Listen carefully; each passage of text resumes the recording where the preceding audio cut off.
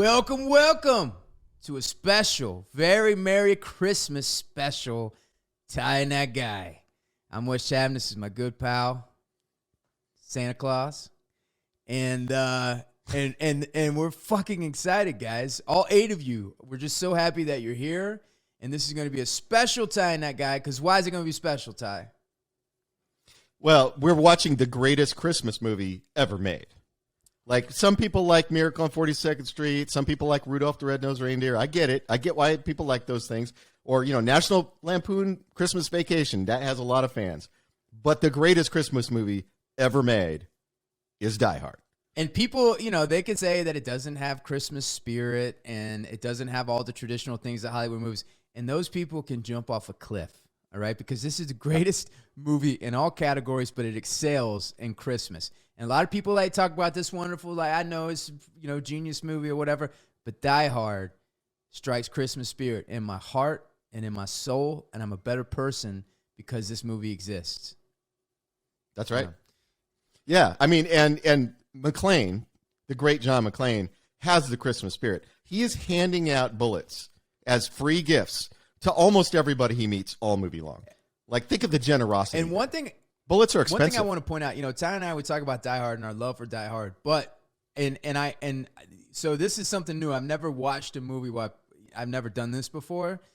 I wanted to just talk about Die Hard for as long as the movie is, but so we're doing this. This is what the kids are doing these days, I guess, and so that's going to be fun.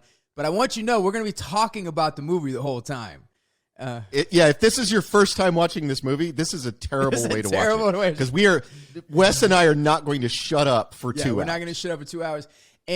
But what I really want to pay attention to, because we talk about this movie and we have this love and we have a sense of humor about the movie, but it's because this is a great movie. It's extremely well done. The story is so well told. John McTiernan is at the apex of his game and directs one of his best movies of all time. The camera work, the performances, it's just firing on all cylinders. It's a great, great movie. If you're interested in writing a screenplay, this is the movie that one of the movies you need to study. Yeah. And I mean, like the actors, Bruce Willis was coming off of being a TV star, trying to break into movies. So this is maximum effort Bruce Willis. Yeah. This is the most effort you will ever see him put in to be great, because he was trying to make his break into feature films here. He's trying to get a 1,000-yard season in this movie, and he is putting his head down and he's fighting for every yard for 2 hours. Bruce he's got talent coming out of his pores, but this is him really trying, and this is why this is special. Yeah. Because I don't think we've seen this since. Yep. And, and also going forward, this came at a special time, and we could probably even talk about this while we're watching the movie. But when this movie came out, to me, it's kind of like the Nirvana of movies, because Nirvana was kind of the answer to the hair bands, and it was just kind of like the whiplash going back the other way. Well, at this point in the 80s, action movies were roided out. The stars of the action movies were perfect. They had no flaws. There was nothing. And this kind of hits it the other way, where you got Bruce Willis, who's just an everyman, who feels fear, who's vulnerable, he's not invincible, who makes mistakes, he's doing the best he can. And, we have this strong affinity for blue-collar people and blue-collar heroes. And this is the first time, and I, started becoming aware of movies. This is the first time I've seen a hero like this, and it just struck me. Yeah. Yeah, I mean, he gets beat up. He doesn't automatically win every fight without any cost to himself. Like, he just gets trashed this entire movie. So let's start watching it and keep the catalog of how many times he gets his ass kicked. All right, ready to go? Let's do it. 20th Century Fox, the building that this whole thing takes place is the Fox building, Nakatomi Plaza. Nakatomi Plaza. You know what's weird is, like, every time I go over there, I still get starstruck when I see that plaza. It hasn't really. Yeah. When you drive past it. It.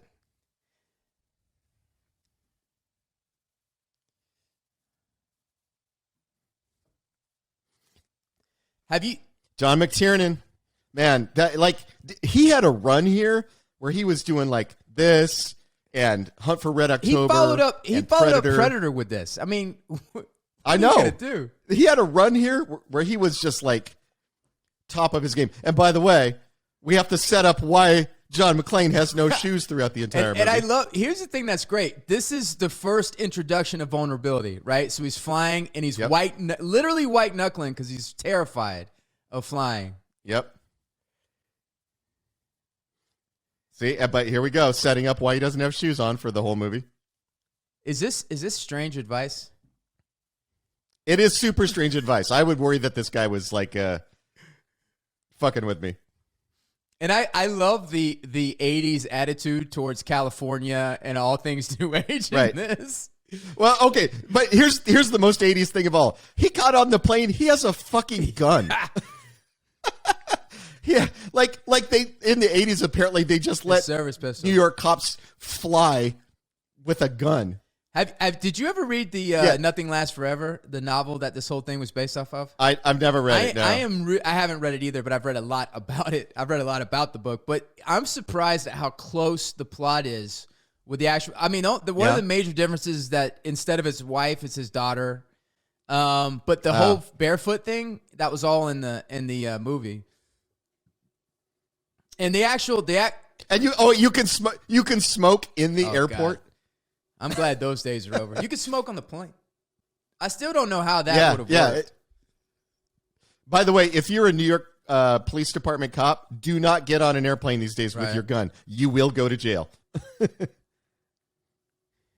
Now, this was a lot of the things that if you see in common of these 80s Reagan-era action movies, you remember there was that kind of like that fear that the Japanese businessmen, that they're outdoing us and everything, and this is kind of, but I think this is the most tasteful.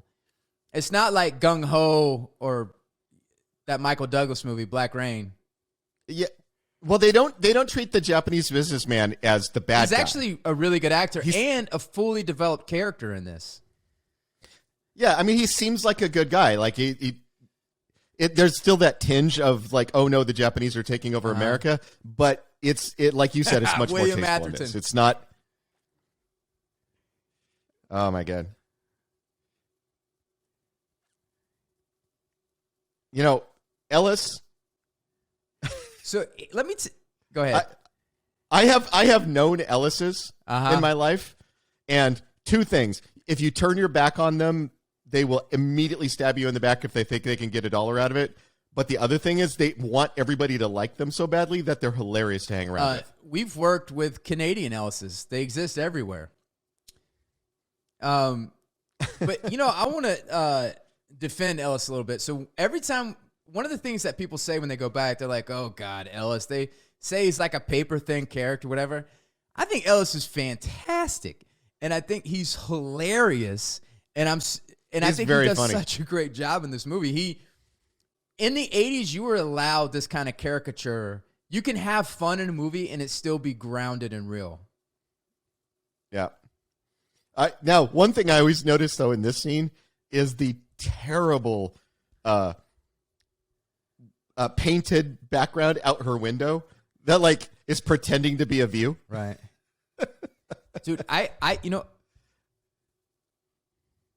Bonnie Bedelia, she's fantastic. I love the 80s haircut.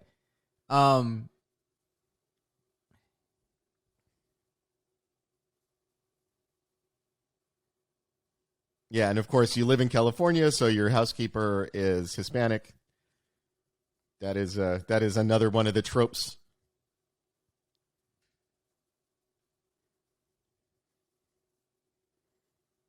But of course, in this movie, they use the Hispanic housekeeper as a plot point later. Yeah. Oh, and that's one thing I want people to pay attention to as they watch this. Nothing in this movie is wasted. And all the setups, and I'll try to remember all the setups that they do. Like that was one. Like the one that just happened. She got mad, so she put the picture face down. It's set up for an important scene later. Yep. This is a very tight script. And then this shows he's still a male. This is the 80s, like.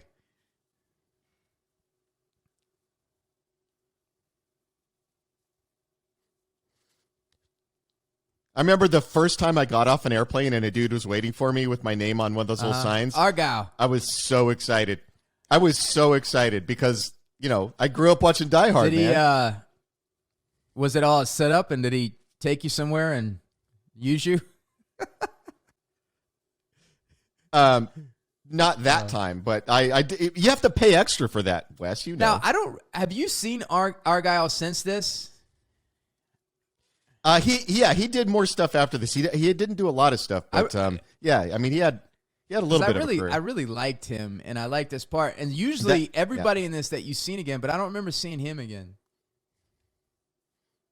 Yeah, he's been around. But it's definitely one of those roles. Have you ever seen Hollywood Shuffle? Yes. Yep. I have. I like how he gets in the front of the limo, and immediately the limo driver offers him a hooker. Does he? I didn't hear that. Yeah, he's like, if Papa Bear needs some company, I know some mama bears we can hook up with. Because when you get to L.A., that's what you get: a cigarette, some blow, and a hooker. Yep. And now we need to drop some plot points.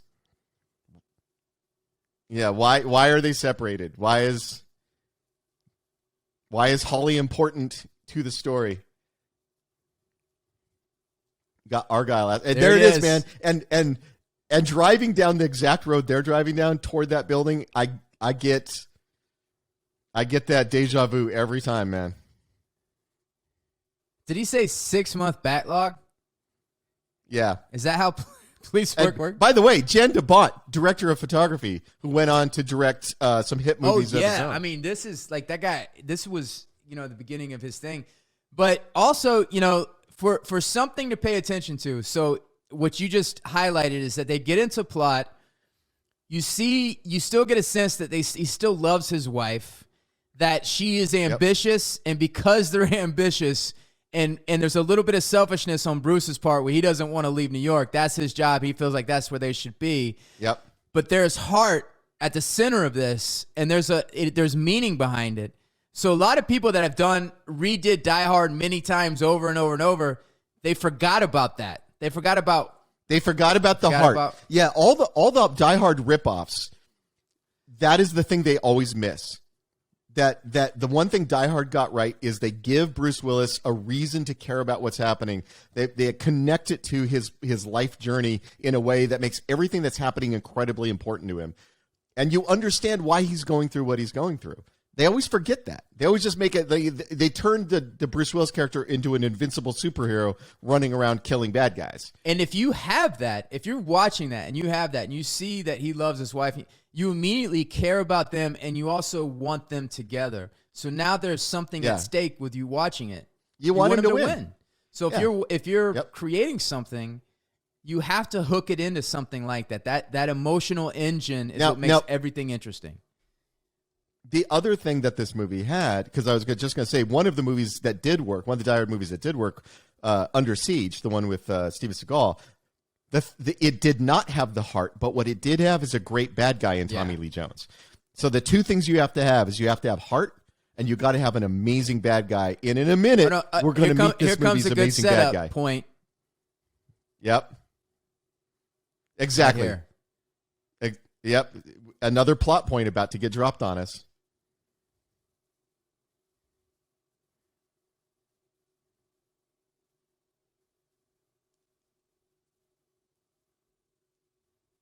There you go. She's not using his last name. Yep. And it's a setup for the future plot point, but it also adds to the drama between their marriage, and it shows you where they are at this point. And, of course, this is also the 80s when, like, women are just automatically expected to take the name of their husband. Like, now, that's not, like if a woman has her own career and, like, wants to use her name, like, it's totally not a deal. It's not a sign that the relationship is bad. I mean, Jen still goes by Brown, right? Professionally. Professionally. That's what I mean. Professionally. Privately, I own her. Please. There's no one who has met the two of you who doubts that she could kick the shit out of you. I should be named Wes Brown. You should be named Wes Brown. That is There's no correct. doubt. Now, see, this is the Fox Plaza. Some of the interior shots are not. Yeah. I've been in that parking garage many times. Oh no, her office is clearly on a soundstage. Yeah, because they've got the painted what's crazy backdrop about and all the that. office is like it's like a hotel room. It's got you know. Yeah.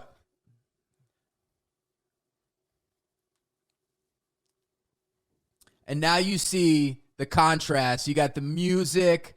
You got everybody dressed fancy. He's New York working class walking through this, fish out of water. This is her new world. It already has some jealousy that comes in. And by the way, Christmas tree in the background, once again proving greatest Christmas movie ever made. He took a swig of champagne. That's not his thing. He'd rather have a beer. Yep. There's no detail or nothing in here that's wasted or not accurate. It all makes sense. Again, that painted backdrop rather than actual window view. I'm okay with it. Because they're on a soundstage. Yeah, but I'm just saying, showing that they're on a soundstage.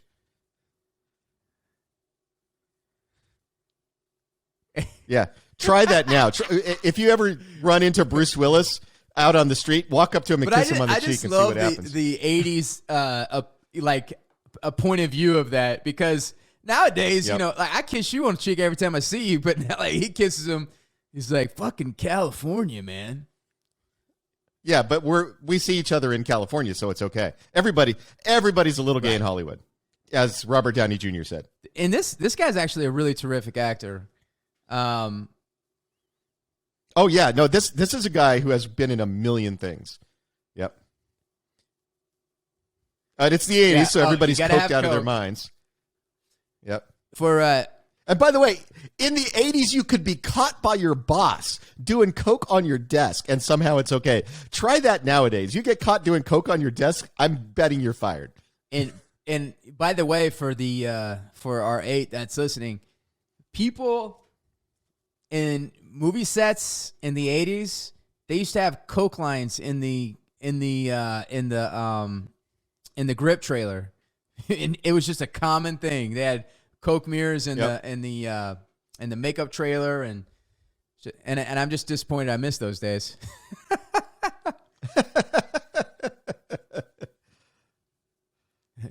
And by the way, calling your boss JoJo and slapping him on the arm, that's a bold move, man. That's a power move.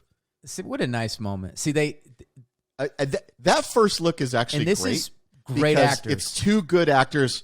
Yes, you can tell that they actually really care about each other. And by the way, the two of them just waiting in the room there to watch get the fuck out, man. It's a husband and his wife.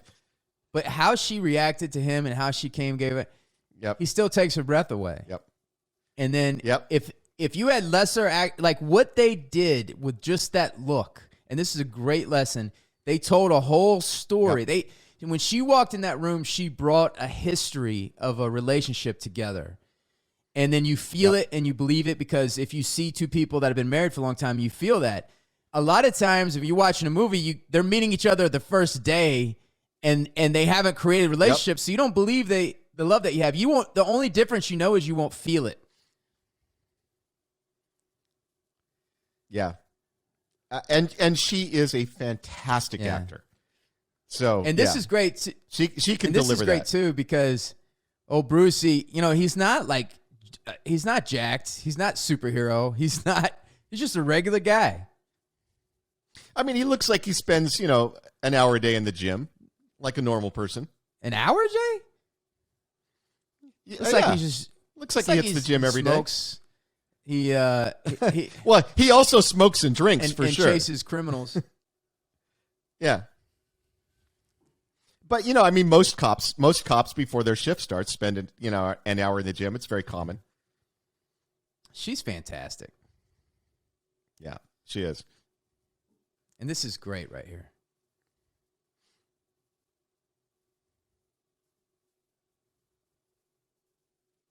Yeah. I love this. But now he's about to fuck it up. If they weren't in there, they would have defiled their room. Oh, for sure. You don't want to go in there with a black light afterwards. Look, she misses him. Now, this is the heart of the movie. He's about to fuck it up. This is why you care about this whole thing. And he's about to...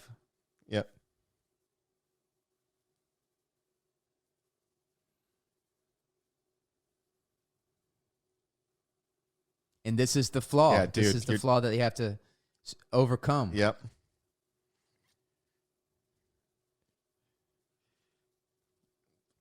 And see, now they're falling into it. I have to say, I am firmly on her side in this argument.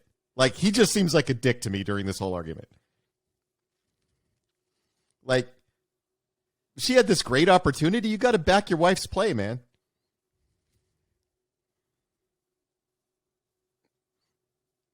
See, and Wes and I are both, next millennium guys because we both back our wives' play. I don't see Jen asking you if it's okay to do work stuff. Right. So, one of the things I want to highlight is now he should feel bad. This? He's banging his head on the wall. He's feeling remorse for this. Yep. But now I'm already emotionally involved. You see two people that love each other. You see that when they see each other, it's just electric. Probably the first time they met each other. Then they fall into that flaw within the relationship, and it's her ambition. Yep. But I want to give a shout out to this. Like, here's some things that I think work well that don't age as bad as most 80 movies.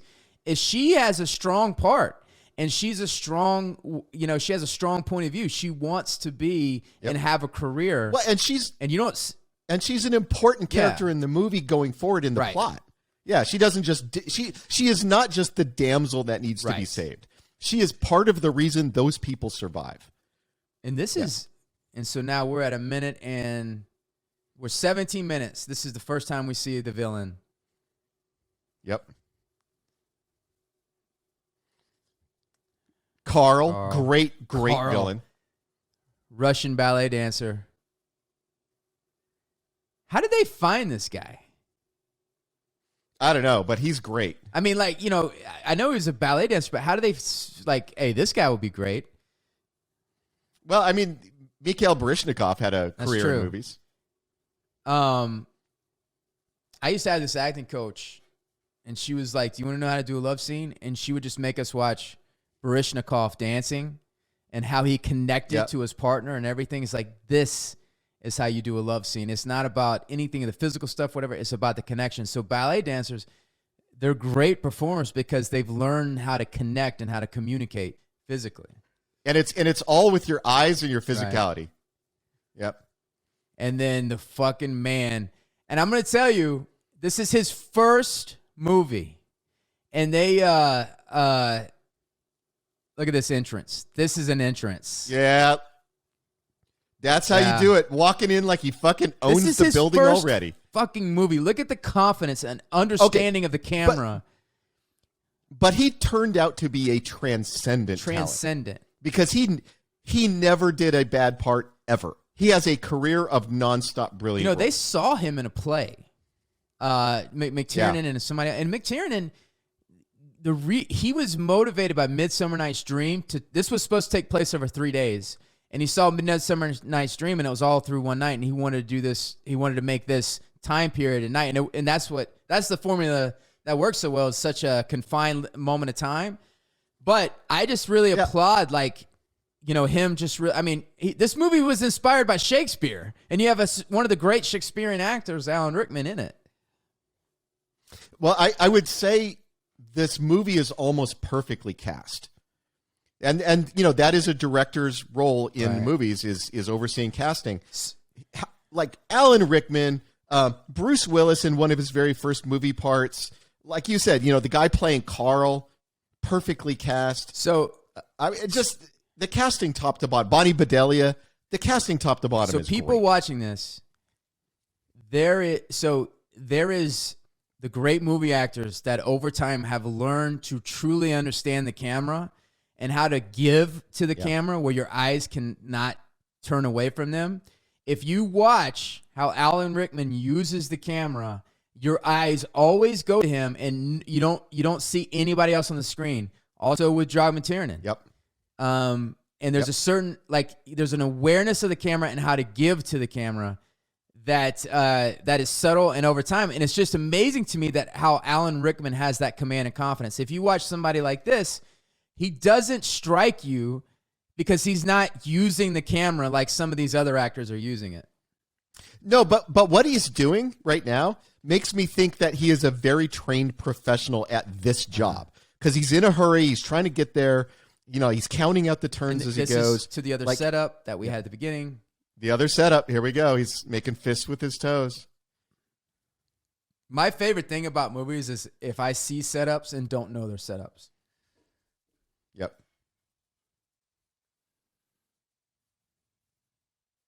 He's still got his card from Argyle.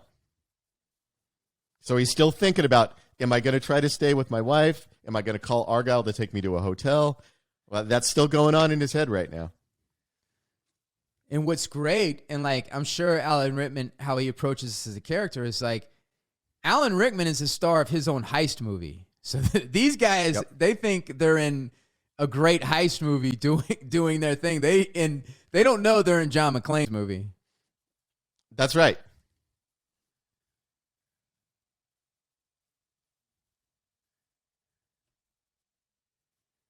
And now here comes Carl to fuck with his brother, because if you have a brother, you got to fuck with him, right? Carl's a big dude.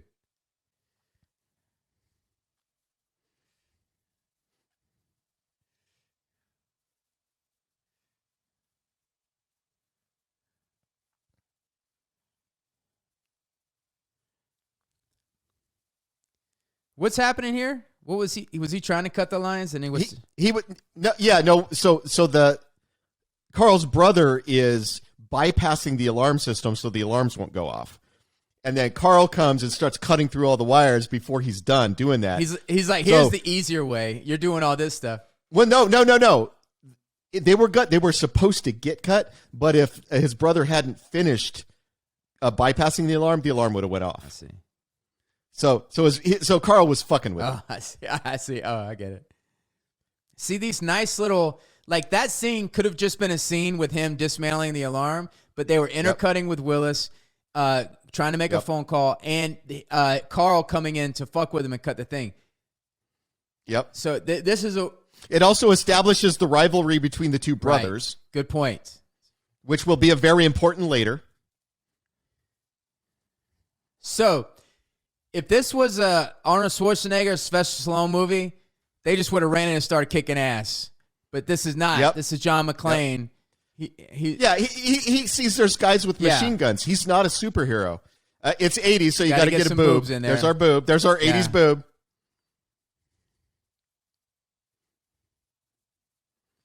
And that's the distraction that lets Bruce Willis get away. So even the boobs are necessary to the plot. Nothing is wasted, guys. Yep. There he goes. No shoes on. Up the thing. Very important. Got his standard issue weapon. Yeah, I think this was a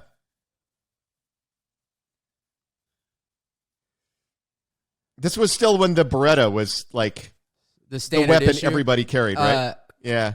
Carl's a handsome man. And he's a big dude, but he's graceful. Yep. Ballet dancer. Well, and he gets to use those ballet skills when he starts kicking Bruce Willis's ass later. I like how they threw some scars on Willis, so you already know he's been through some shit in Hell's Kitchen. I always wondered, that scar on his shoulder looks like a shoulder surgery. I always wondered, did Bruce Willis actually have shoulder surgery, or was that added by the production? I don't know for sure. My instinct is it was added, which I think is great. But it's got that indentation. That's the reason hard to I think add. it's added is because he has a tattoo on his arm that he doesn't have normally. So if they're going to do that kind of detailed work. All right, here's oh my God. Here we go. Just owning this fucking room, owning this camera.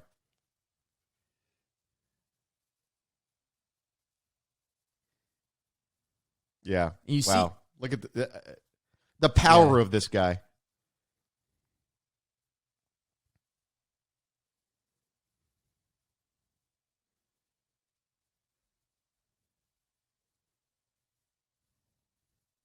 Yep.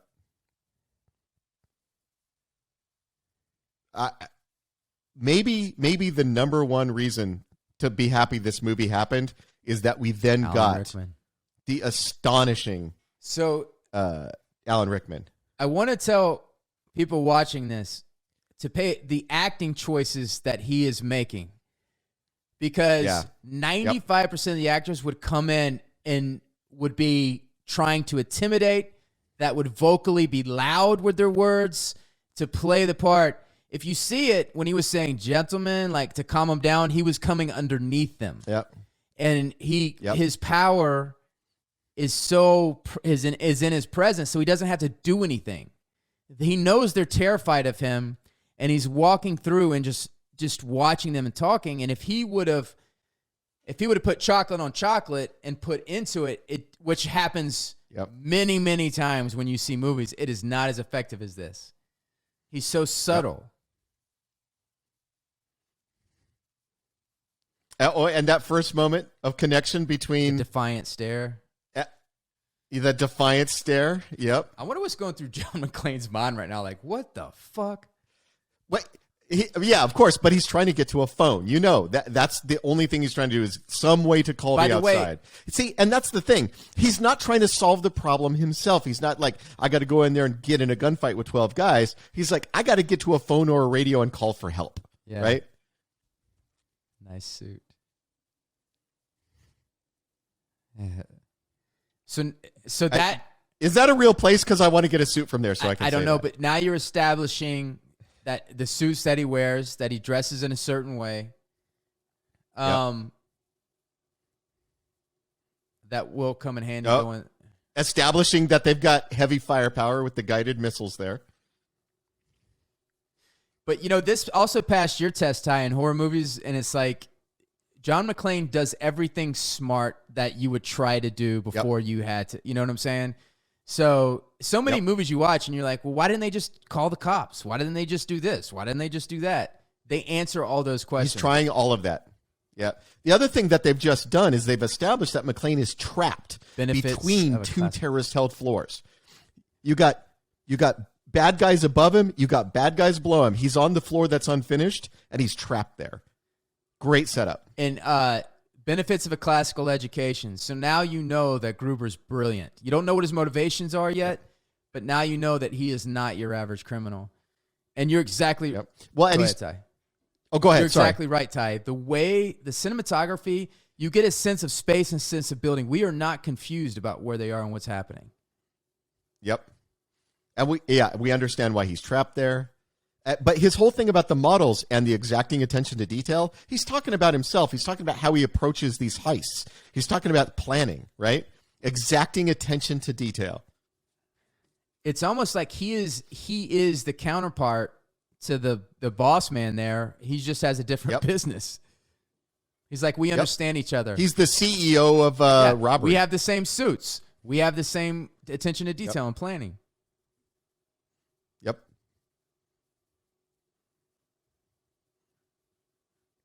And here's the first little red herring, because he starts out acting like he's a terrorist.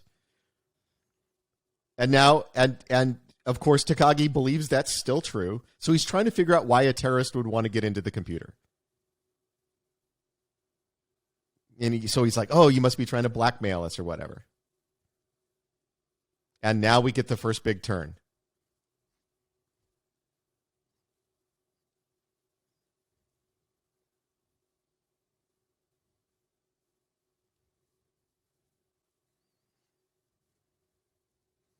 Yep. Now we learn.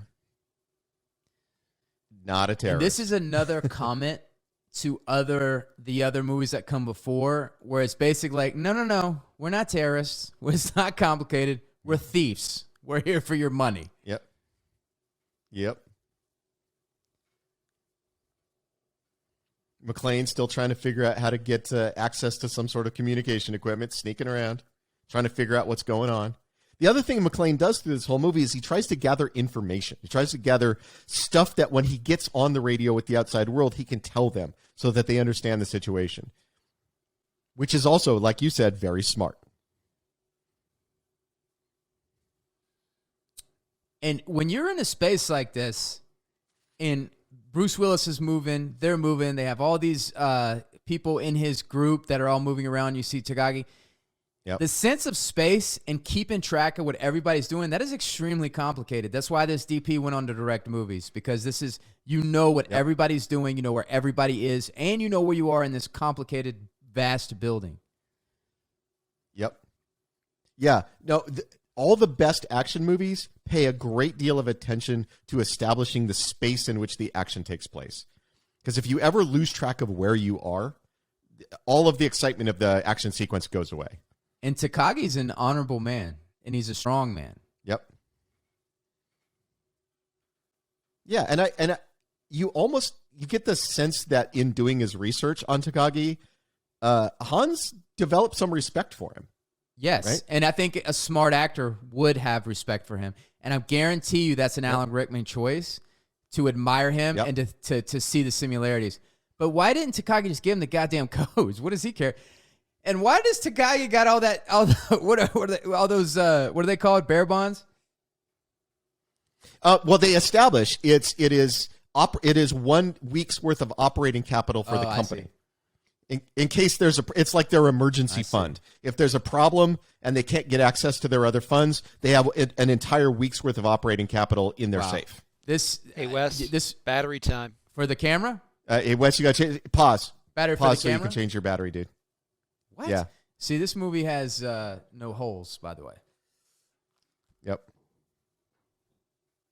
Sorry, audience. Wes forgot to change his battery. Yes, audience members, you should pause now.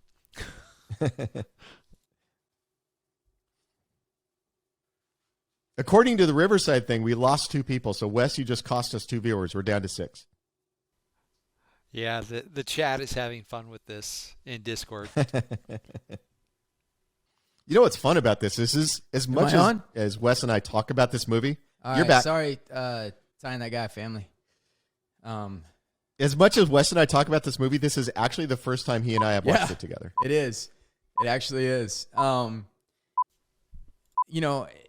right, you ready? Yep, I'm ready. Go.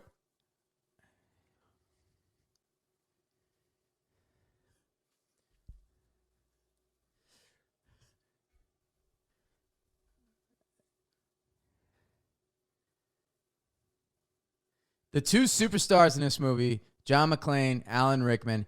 Do you think this movie would be as successful without Alan Rickman? No, it wouldn't. There's no question. You can't. That Alan Rickman is one of the most important pieces of this. You cannot have a great hero without a great villain. Yep. And Alan Rickman is among the greatest. And it's not because he's like a martial arts badass. It's not because he's like murdering his own guys to establish what a tough guy is. It's because he's so smart. Yeah. You're scared of him because he's so smart. And and also one of Alan Rickman's superpowers is his humor. And he makes humorous choices even if they don't make you laugh. There's always a bit of levity within him. It's not a one note. So even when I would call it charm. Yeah. Yeah. Charisma, power. Now, this guy's not German. Nope. That's because this is a terrorist organization with multiple arms in multiple countries. They talk about their brothers and sisters in the Asian Dawn. Right. Again, too, what an interesting backstory. You learn is like, what you learn is basically, didn't he get kicked out of being a terrorist because he just wanted to steal money? Yeah, he got kicked out like some German terrorist organization. Yeah, some German terrorist, and he wasn't because he really just enjoyed the heist. Okay, this is important. This is really Again, super important plot details being dropped out right here. To set the time constraints, to put the pressure cooker.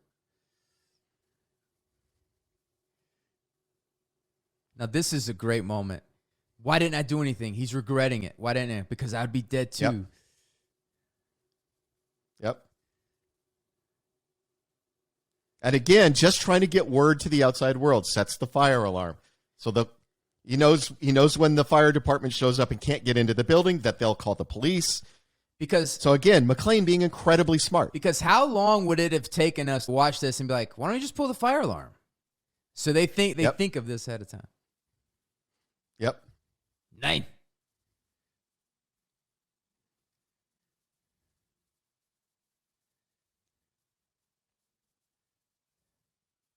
Yep. And here come the fire trucks. I love the set. Yep. Now, this might actually be at the building. Yeah. Because it's not the painted 'cause you backdrop can see anymore. the- Now, the actual yeah. view. Yep. Next time you're in LA, you got to drive by the building. You get starstruck. Yeah. They And by come. the way, is that Ralph's down there? I think I've shopped in that Ralph's. I think we've all shopped at that Ralph's. Oh, here we go. The first fight of the first movie. contact. Yep. And so this is what I mean by fight consistency. This is what we talked about many times on the podcast. This movie does it better than anything. And you see the violence and the technique comes from the character, right? And some of these guys are trained where John McClane is just a wily New Yorker who's just tough and smart and resourceful. You get the sense that McClane is a tough guy. He's been in some fights, but he's not some karate master. But he's resourceful. Yep.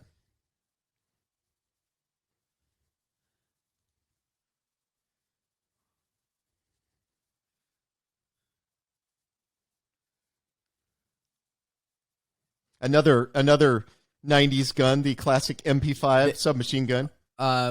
We used a version of the MP5 with our shootout in season 5 of The Expanse at the end with the big old banana clip. I don't know if you saw it. Oh yeah. Yeah, it was awesome. They modified it, but it was an MP5 but they modified it for the show. They're fun to shoot. They're not accurate. They are not. No. Using the tables.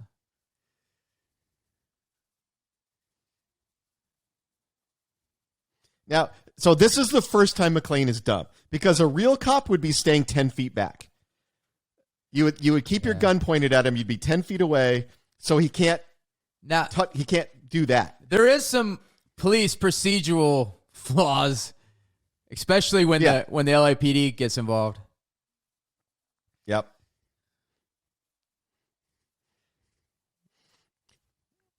See now, just wrecking the that set shit here. Hurts. Yeah, the power. Yeah, how long did those resets take? Exactly, but the power and the violence of this movie. Yeah. Because usually 80 movies are so refined, so rehearsed, just choreographed all over the place. This is like they're fucking just hard scrabble, man. Choking, pulling, running through things, going through the wall. Guy breaks his neck going down the stairs. That wasn't McClane's superhero breaking his neck. He just got the better end of the fall. Yep.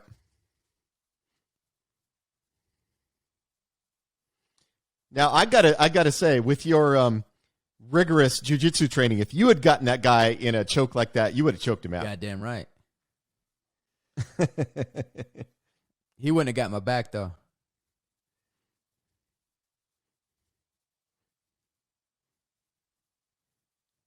Now he's got a machine gun and extra magazines. So and he's got a walkie. Nice. And by the way, thank God for an action hero who actually takes the ammunition.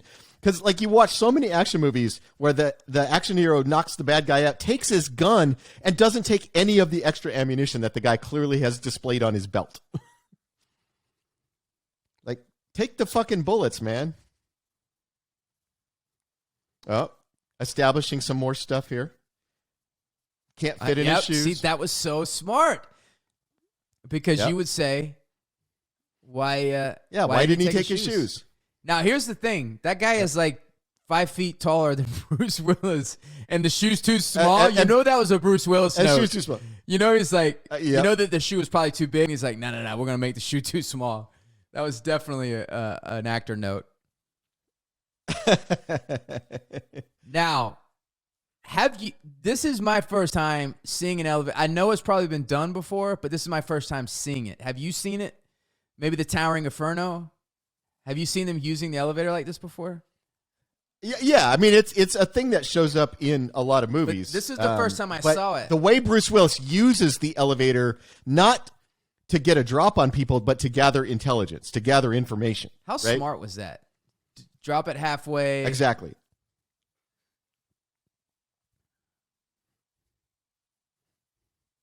He's casually eating as he's doing this. Well, there's snacks, right? I'd be eating the snacks But too. pay attention to every character choice that he has done. Yep. But it's not just him. I mean, Bonnie Bedelia is making choices there. She's recognizing, it's not. We're going to have to do something to get out of this. You see the determination on her And face. she also knows that McClane is not there. Okay, Yep. This is another great acting choice. I guarantee you. So the timing of this, like, you guys, there's nothing you can do. We do it now. Watch his choice when he goes right here.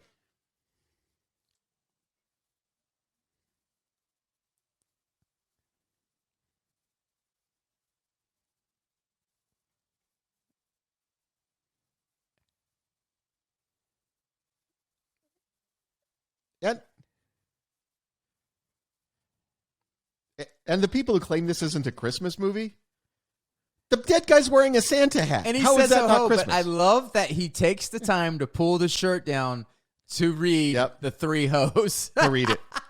Yep. And now we know that Carl and the dead guy were brothers. And there's McClane writing all the names he's hearing down. And the number of bad guys there are, making a note of how many bad guys there are.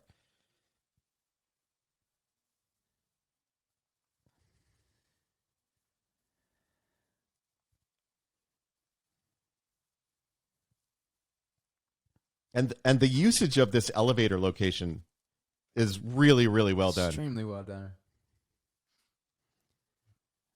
A lot of credit goes to the DP. Yep. Of making you understand sense of place and how everything's coming. And this DP went on to direct things like Twister, which is like a huge hit action movie a few years later. Now, you see they didn't make a meal out of that. Like, the elevator's coming up and you're getting the water. No, it's going to happen. Yep. It was kind of a little bit of like, oh, shit, and he dodged it and went, because that kind of slows down the pacing. Now, this poster is important. Yeah, very important for many poster. reasons. Because it's the 80s. You got to get the you got to boobs. get the boobs, but it's a marker of where they are. Yep. Oh, he's mad. He wants blood.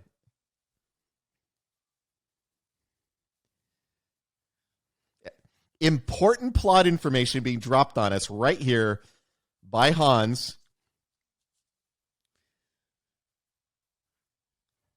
One of the great things to note is, if you have exposition, dramatize the exposition. Put it in conflict. That's right. Because once it's in conflict, right. you can transfer information, but it's not boring. Yep. Important writer's note. If you're a writer, when you're doing big info dumps, do it in conflict. Yep. Oh, and here's Ellis making some bad choices. Ellis, baby. Come on, I haven't Ellis. seen Ellis since Don't do it this time. He's always standing behind Holly, so you see him every time Hans No, I is, haven't seen Ellis after this movie. Oh, yeah, the actor. Yeah. Booby. Now, this is the actual Fox building. Yep. So this is location shooting. One of the few times I'll be homesick for L.A.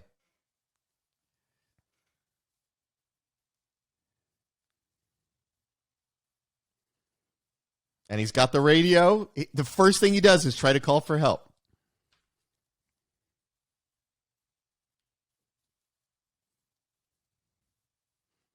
Now we finally get Carl going after McClane, which becomes a running theme through the whole movie. So it's great.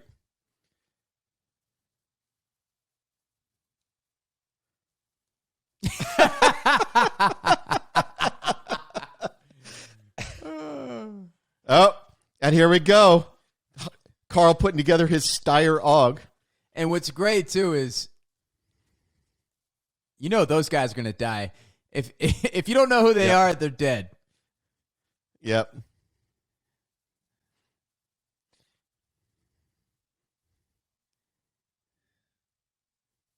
Okay, is it just me, or is the 911 operator really, really cute? Is it just me, or is the 911 operator completely derelict in her fucking job. She's being yes, but I forgive her because she's super cute. And she hears fucking gunshots. Yeah, right? He's like, saying there's like a fucking terrorist attack. Get here now. She does. Listen. She does send a cop car over there after that, though.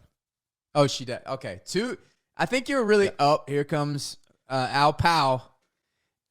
Yeah. You know. By the way, amazing in his part. Amazing. Like he went on to TV fame. You know, he did a long-running TV show, but he's great in this part. And you know, it's the 80s, so you got to have the cop donut thing. You remember that was like, cop donuts were like the joke for like the decade. For like 4 decades. Yep. Now watch how fast they establish characters in this. There's a kindness, a friendliness. Yep. Good man.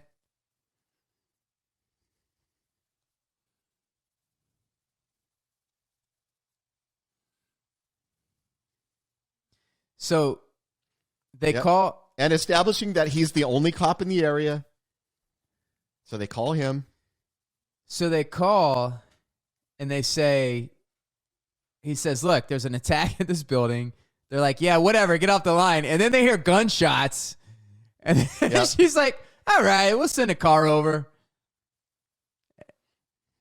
Now, would you be able to hear that from where he is? From where Al is? I honestly, no, gunfire doesn't travel very far. At least not, and still sound like gunfire, but I don't know. No, I honestly I think don't you know. would. I think you definitely would.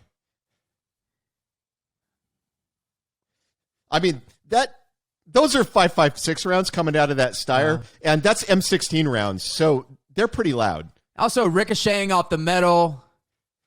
Yeah. And then long rapid fire like that is indistinguishable. You would definitely know that rhythm of gunshot. You would hear something. Yeah. I mean, you even hear. By the way, when he was at the gas station, how much do you miss 75-cent gas? Oh my God! Especially in LA, those days are long gone. But you could hear if somebody's like if $5 somebody's now. hunting with a 303, you could hear them forever away. They're on top of a building with no trees, and there's no other buildings as tall as that. Yep. I mean, the 303 is a bigger round than the 5.56. It's definitely a bigger round, but I'm talking you can hear that forever. And then in woods with trees and hills and mountains. Yep. And I'm talking about one gunshot. This is automatic fire. Ricocheting off metal. And now these are such beautiful sets. This whole building is so goddamn cool. Yeah, I mean, I think we're still on location for this. Now, this is probably the set. So now you know where you are. Yeah. No, actually, this is probably still location. But that poster establishes, if that wasn't there, they put something distinctive so it's just not a maze of all these things. Yeah.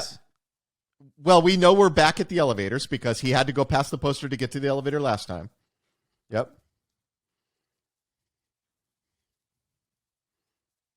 Yeah, now I'm curious where the elevator and all that stuff, that's on location, but I'm curious which location, because I don't think it's at the Sony building. What a great sequence this is. Yeah. And again, he's not a superhero. He's not trying to like hide and take them out. He's just trying to get the fuck out of there.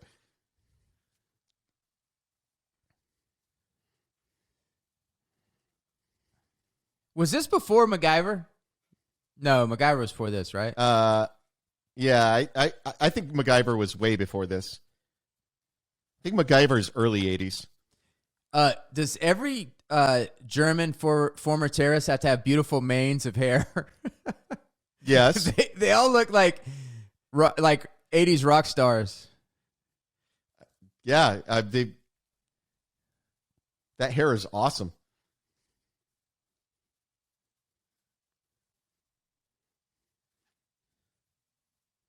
My hair is longer than those guys' hair, but it's not nearly as beautiful. And this shit right here. Now, this is where he's a fucking superhero, because I would not do this. I would be scared out of my fucking mind doing this. Do you have the balls for this kind of move, Wes? I think I don't think I would have been smart enough to think of this. Like he's already. If you did though, would you do it? Ty, you know how many? You know when you talk about like you'll see a movie and you're like, you say they do things that like if they do things that you didn't think of, like rarely. Yeah. All the time, like half the shit he's done already, I'm like, oh shit, I wouldn't have thought of that. You know, like, who would have thought about that? And we're coming up on one of his very few superhero moments. But he wasted his machine gun. Well, he fired all the bullets. He was dry. He only had 2 magazines for it. Oh, what did they establish that he was dry? Yeah. Well, they established he had 2. See that finger grab right there? There's no way I would be able to pull off that finger grab. Okay, now we're back in a set somewhere because, of course, the real life air ducts are not nearly this big. But yeah, so they do a good job of establishing all of that stuff. So when he gets the bullets out of Carl's brother's bag, they establish he has 2 magazines. Then when they show him shooting, they show him fire both of those magazines dry. Come out to the coast. We're gonna have a few laughs. Yeah, this is Bruce Willis getting to be funny, and he is a very good comedic actor. And apparently, a lot of this is ad lib, like all the yippee ki yay and all that shit. Yeah.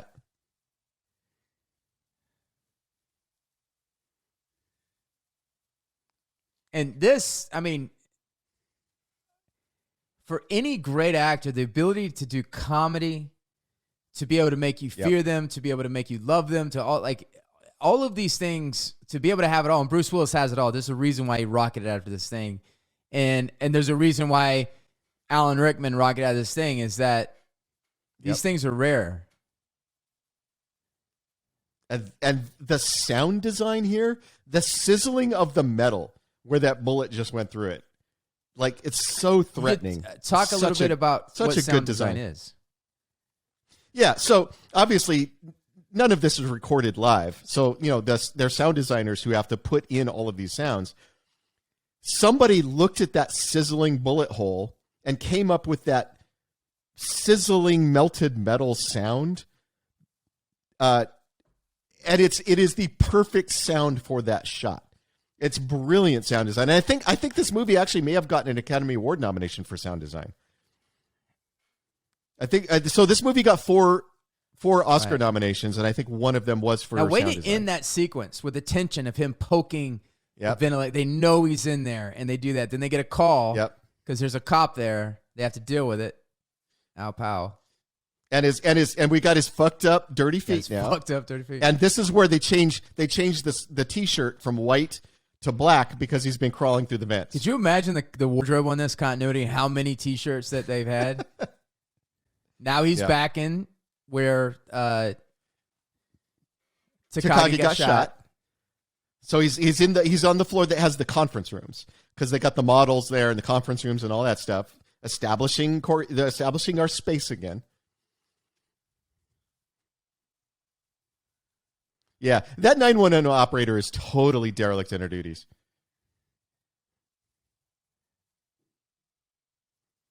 But I would still forgive her because I think she's really cute. You forgave her immediately. Yeah.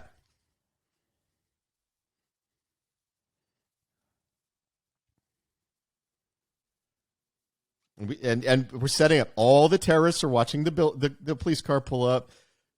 Hans is being smart. He's telling his front door guy, he's saying, stay cool. You know, talk him out of it. Stay cool. We don't have to start the fight yet. Yep. What a great casting moment with Al. Yeah, he's fantastic in this. And here's the thing, is he starts out seeming a little bumbling, but he turns into an incredibly competent guy. Like, he's one of the few competent cops in this movie. So, you know, we start out making him a joke, buying all the Twinkies, but he's not a joke. That's one of the turns in the script. He's the voice of reason. He's the voice of reason through the whole movie. Yep. Because he's the one that deduces McClane's a cop. Yep. Notre Dame on USC? Does Notre Dame play USC? Well, Notre Dame's not in any conference, so Notre Dame schedules games in every conference. Yeah. I got $10 on this game. Now we establish they know where he is because they hear him. And Heinrich, who's setting up the bomb, sends some of his guys to go down there. So setting up and Heinrich himself goes down there. And we have established that Heinrich is the one who's setting the bombs up. All of this is so beautifully tight in the script. Nah, help yourself. If this script was a person, is that Huey Lewis? I would totally make out with this script. Was that Huey Lewis? No. Does that guy not look just like Huey Lewis? He totally does. And here's where Marco and Heinrich get shot. And one of my favorite line reads of the entire movie is coming up. And here's Al checking out the building. Comes that close to getting shot and then turns his back, walks out.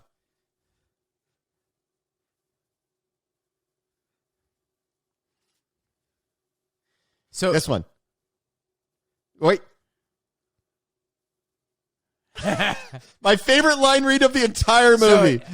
No more table. Right in this scene right here. Bruce Willis lost hearing in his lost partial hearing in his left ear under the table. Yeah, permanently damaged his hearing there. Yeah.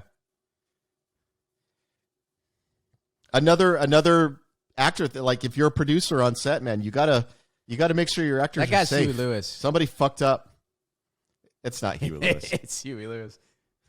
If the movie couldn't even get more perfect, you got Huey Lewis in the thing working today.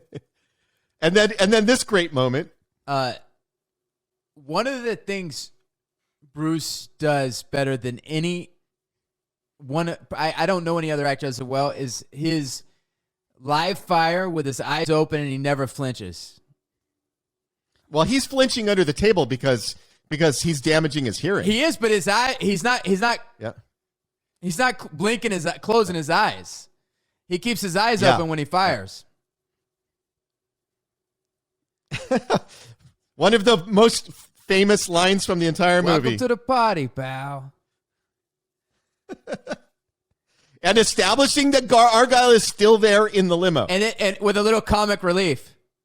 With a little comic moment. I mean, the rhythm and the tone of this. Yep.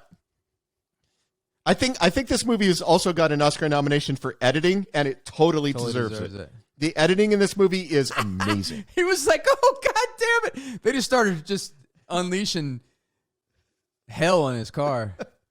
Yep. Oh, Will Atherton. Now, look. Yeah. Where are we at? We're at...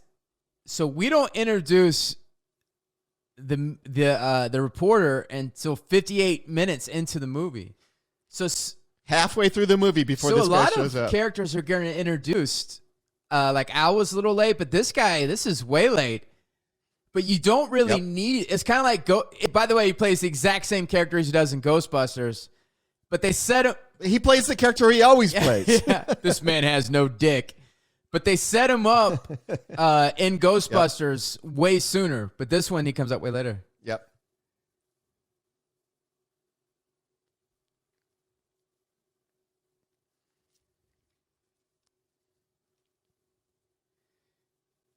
Now, this is another turn. Yep. This is another turn. They were anticipating the cops showing up. Well, and as Hans says, they needed the cops to show up. Oh, and wait, we got the first contact between the two great antagonists.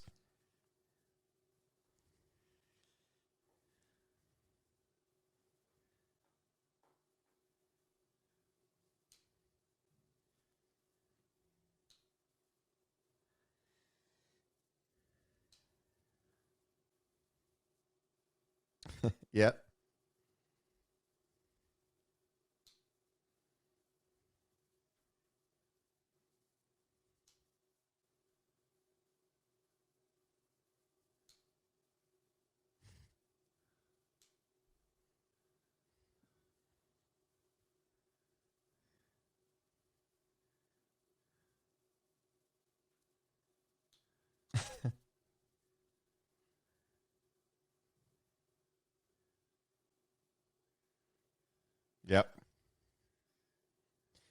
And this really did establish the trope of having the bad guy and the good guy talking to each other on the radio, which so many movies have tried to use after that and failed at. Everybody tries to do this, and it's so hard to get it right. They're playing chess, yep, and poker, and they're bluffing, and they're it's really great. And then and it's two great and when actors. they come face to face, I mean, it's like a horror movie at that point. Yeah.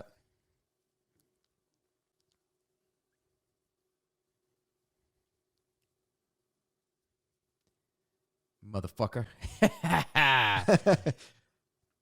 And that delivery of it is so perfect. Atherton. I hate the smell of popcorn. Yep.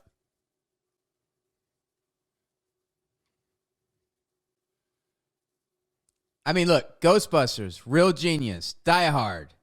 Yep. Playing the same character in all three movies, and he's fucking great in all of them.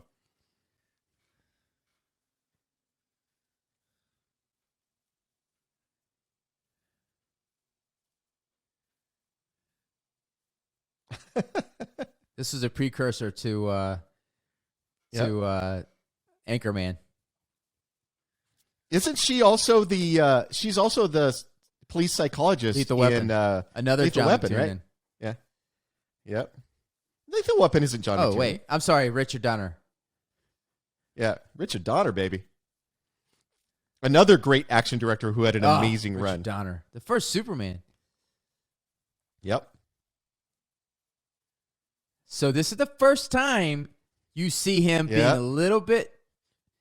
You see a crack in the armor. Crack in the armor. Great actor. Just a little one. Now, I love how they set out the time frame for the safe. Yep. And then you remember they said the last lock, and he goes, "Don't worry, I'll take care of that." Yep. And now we get the first communication between Al and our hero. It's so important for the story. Such a good way to handle the plot here, to get him talking to Al outside.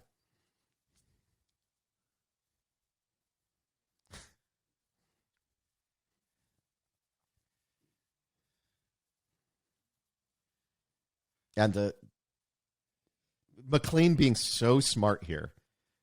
All that information he gathered, giving it to the police.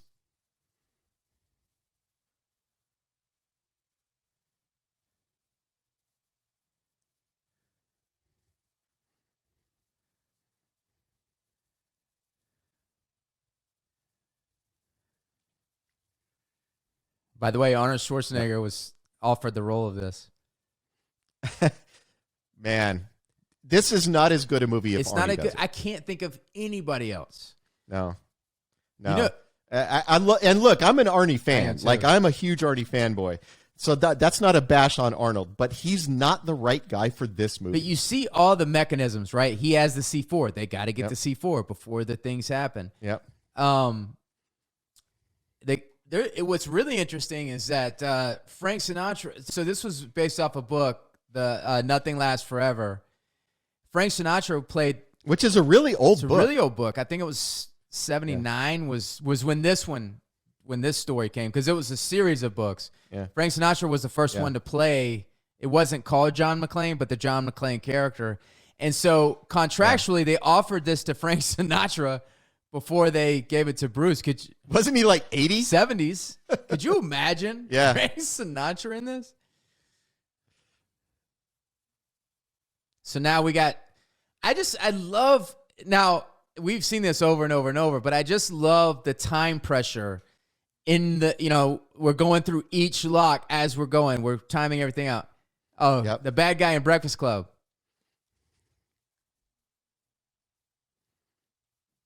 Yep. He's not the bad guy. He's the principal of the school, man. He's the bad guy in it.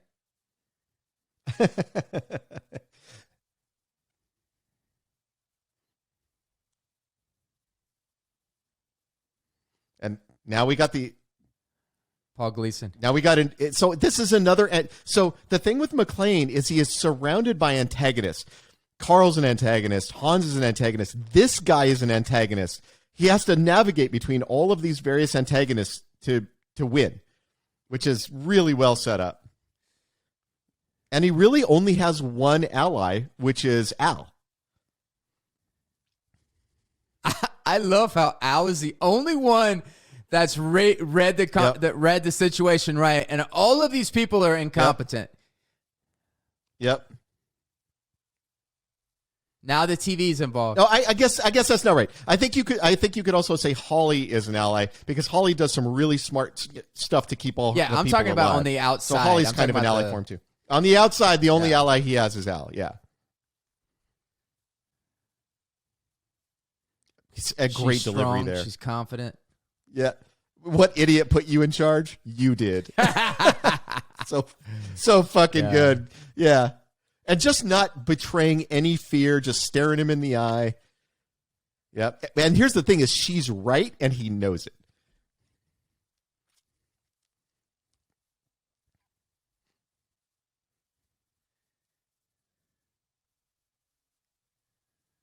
So Holly was number 2? Yeah, they're playing it like she was number 2 to Mr. Takagi. Yep. Which you understand why her job was important to her. She was an executive at what is clearly a huge company. If I was McClane, I would probably be fucking retiring on the coast. Exactly. She probably makes a couple $1 million a year. He's pulling down a cop salary, and he wants her to quit her job because he has for a him. backlog of cases in New York. Yeah. Are you fucking crazy? I'd be living in L.A. taking care of the kids and go to the beach every day. So she didn't betray the last name, and she's not married because she's smart. She's smart, like McClane is. In a way, you could almost say it was inevitable that the two of them would butt heads because they're both super confident and they're both super smart. So of course they had a turbulent marriage. Our guy was just living it up. But hold on, he had the music blaring the whole time except for this moment. Well, he turned on the TV. Yeah. Now we were listening to the radio. Now he's watching TV.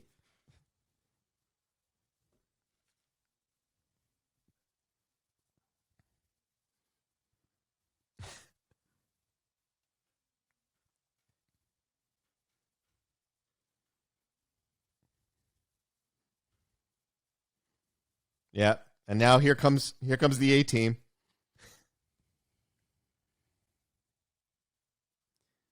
Is that guy's name Paul Gleason? I think so.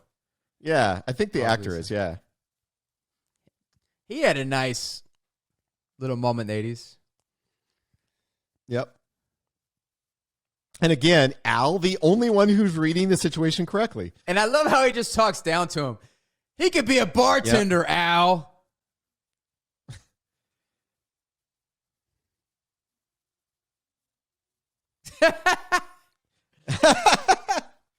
A stockbroker that got depressed.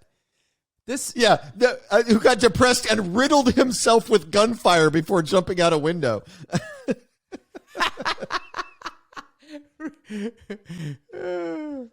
Riddled himself. He got so depressed he fell out of a building onto some bullets. Now look, McClane knows he's doing stupid shit. Yep.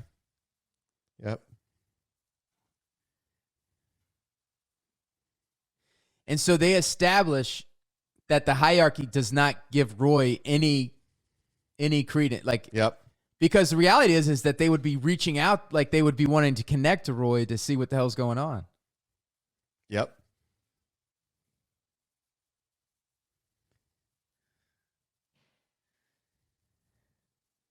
Yep. And now here's the first big establisher of how fortified this building is. And they go through multiple levels of establishing it and really do set it up. I really love how Rickman's group are like just ready to fucking rock. They're like, all right, this is happening. Yep. They're prepared. They're smart. They're ready to go. Yep. Well, they knew that this had to happen, so they came prepared for it. Bring in the car. Oh, and notice he's running around by all these computers surrounded by glass. That will be important later. Now, Argyle trying to get out. Argyle's in play. Yep. Argyle's trying to get out, trying to figure out how to escape this. Yep. Everything that's been established up to this point is becoming important. All the the chessboard of this amazing plot is now, all the pieces are moving now.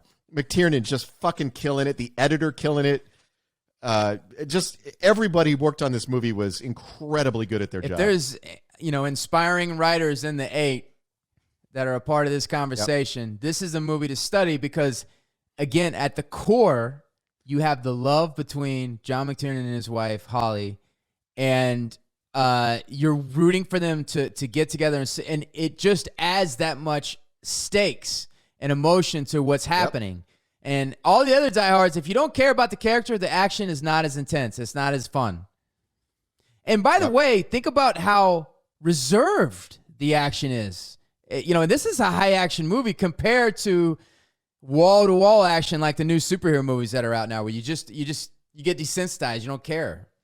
Well, they pick their spots. There are a few big action set pieces, but before they do those, they spend a lot of time setting it up. They spend a lot of time setting up who the actors are going to be, what the location is going to be, what the stakes are, the weapons that are going to be in play. All of that gets so meticulously set up that when the action pops off, you're never confused. So if you and you're sucked into it. So like the modern action movies where you just have wall to wall action where every sequence is just CGI and epic and everything, you don't care as much.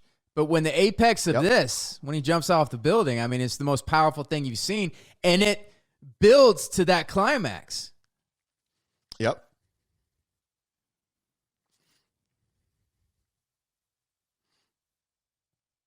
Kick ass. I kind of feel bad for the SWAT guys who are being sent into this. They should not be sent into this, and they're about to get fucked.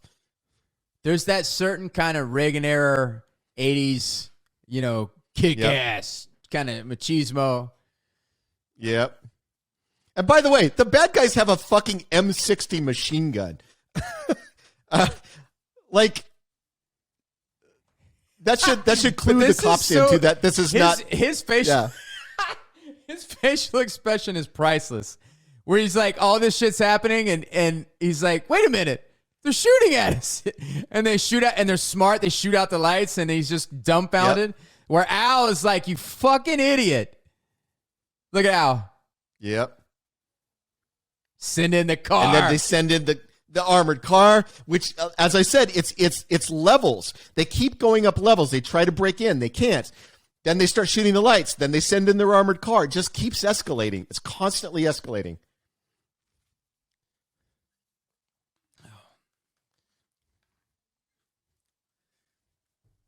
All these deaths are on Paul Gleason. Yep. Wait a minute. One of the great lines, please have themselves an RV. And you're like, oh, how could they possibly stop this? And then you remember, oh, that's right. Earlier on, it was established they had guided missiles they were bringing in. As many things that this movie is a masterpiece, like you mentioned it earlier, with the editing and the cinematography is, just stunning. How they're doing this whole sequence right now, bringing on the car, jumping through every characters. You know where they are. You know what they're doing.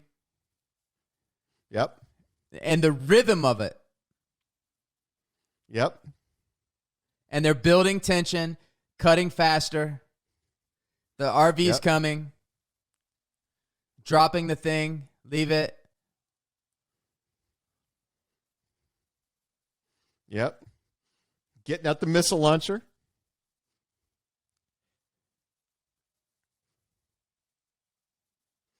By the way, this thing is badass. Oh, yeah. Whatever this thing is.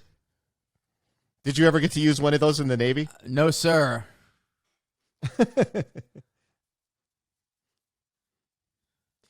How much money did they spend getting this? How much did Hans's group spend just getting ready for this heist? I wish I had the accurate. I don't want to lie, but I think the budget's like surprisingly. But surprisingly, the budget was not as high as you would think it was because you're. No, I'm not talking about the movie. I'm talking about Hans. Like, look at the equipment that his they didn't group spend brought any with money. them. They stole it all. You think they stole everything? You think they stole those missiles? Yeah, absolutely. Wow. And then one of the great moments of the movie, improvised bomb here.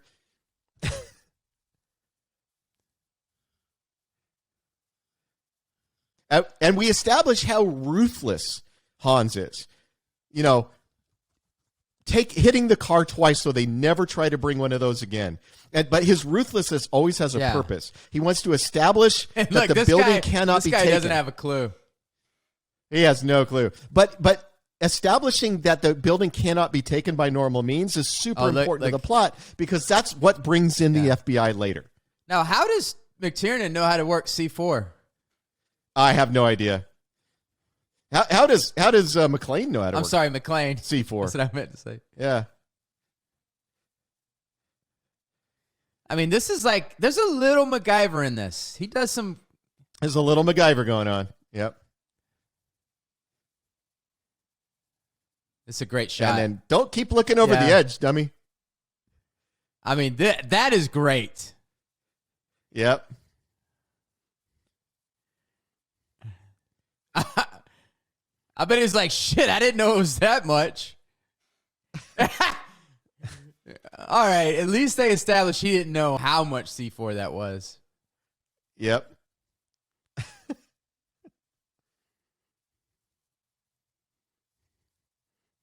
You idiot. It's not the police.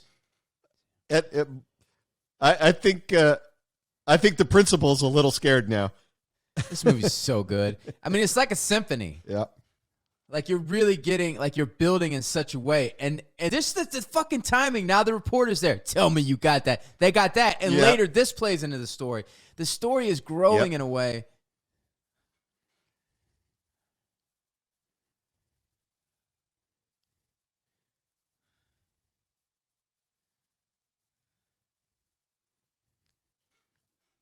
I love this.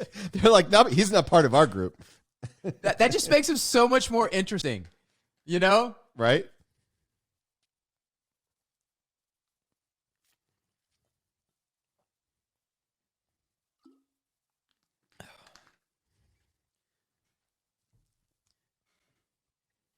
Do you think Paul Gleason at this point would want to listen to Roy? Yeah, well, now he takes his radio away. And then he tries to dominate. This is the total, like, right? 80s. Yep.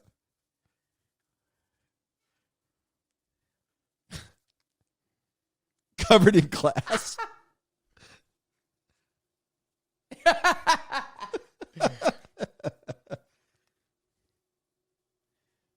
Dwayne Tree Robinson's an idiot, and I love how Bruce.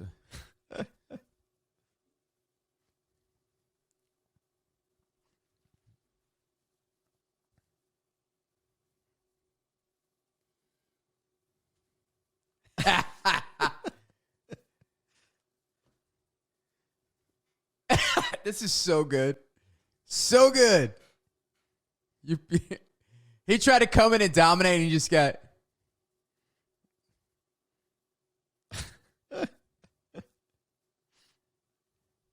See, Al is still his ally, though.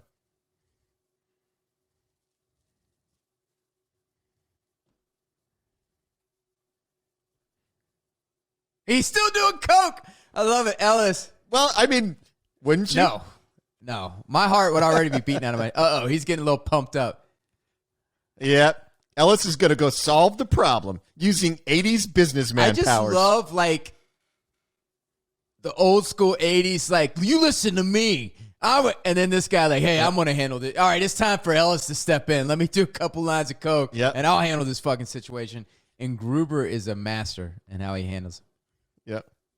Yep. Hey, Bubby. and totally misreading what's happening, totally misreading how dangerous this all is.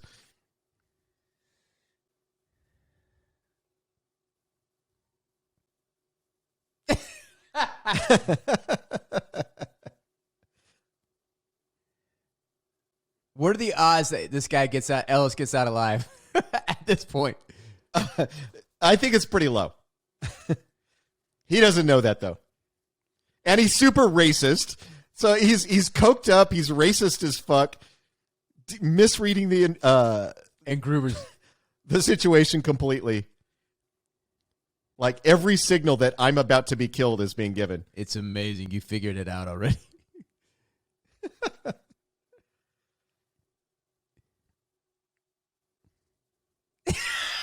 Bubby.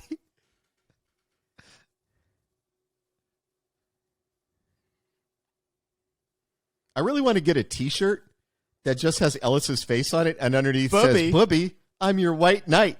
Hans. Booby. I just want the Bubby, I'm your white knight. I can give them to you. Man.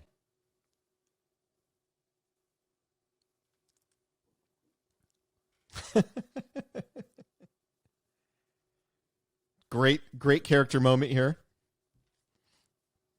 And Al knows because you established that he did this. Yep. But also, this is a moment of connecting.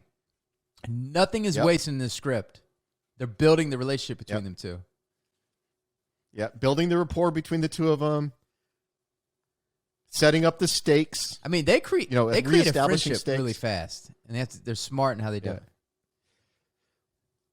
But I believe it because that in high tension situations, friendships do happen, especially fast, when right? he's the only one that is really helping him there. Yeah, the only real friend you have. Exactly. I mean, you've been in the military. I mean, military friendships last a lifetime. Uh-oh. John McClane. Uh-oh. Ellis, what did you do? The reporter was there. This is important. Now this is the beginning of Act 3, right? So you gotta rise the. Yeah. I mean, there's really no acts, but it's like. No, but we have kicked it into gear. Higher stakes. The stakes are going up. The danger for McClane is going up. We're about to, in the near future, we're about to hurt him very badly, which also increases the stakes. I got this. Yeah. Yeah. And the switch there because he thought it would be Holly on the radio.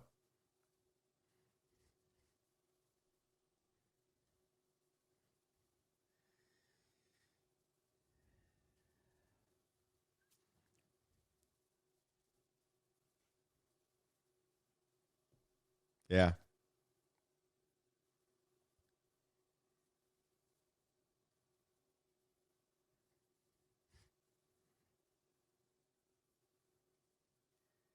Now look, even Ellis has a little bit of a redeemable moment here. He does. That is actually the one smart thing Ellis does is protect Holly. Now, and then John does the math real quick and he tries to save Ellis. This is a pretty great. Yep. He gives it the thumbs up. Everybody's very smart.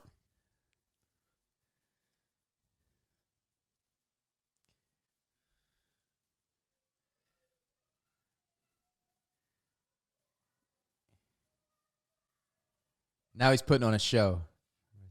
Yep. But there's a great moment coming up.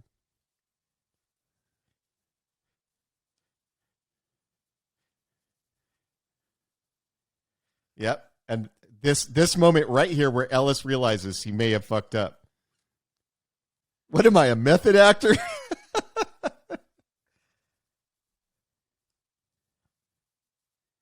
He's trying to save him. Yep.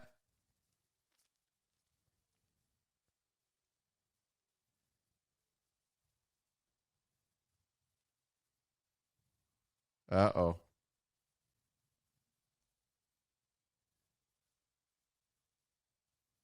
Got that last sip of Coke. Okay. Can we just And now Hans is can we pissed. just talk about that scene?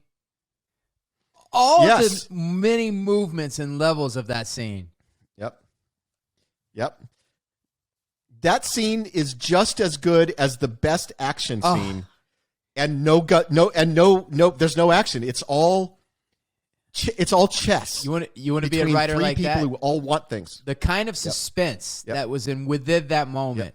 Ellis comes in.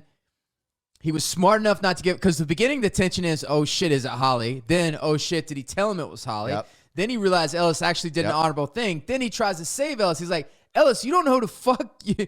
I know these people. You don't know these people. And then he tries to save his life. There's heart in it. There's tension in it. And then it explodes with him getting killed. And now it's just ramped up. Yep. And the thing is, this is a writing thing too. McClane, Hans, and Ellis all really want something in that scene. And they all want slightly different things. And all of the drama and stakes and tension come from the conflict between the three different things those guys want. So good.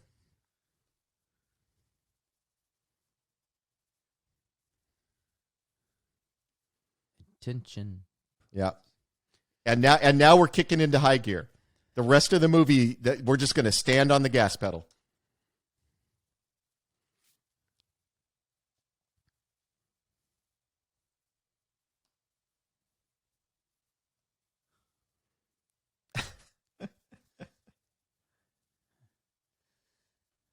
I actually jumped the gun. That was not the...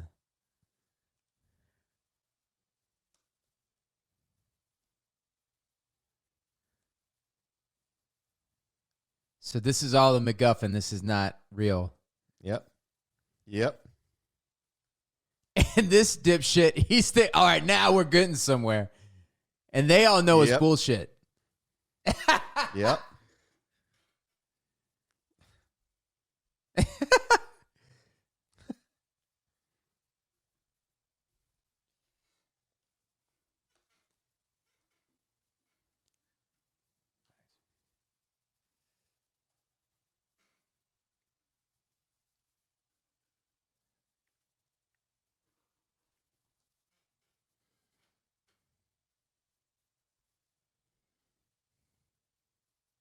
Yep. Because what he's doing is, I need the FBI involved. This is how you get the FBI involved.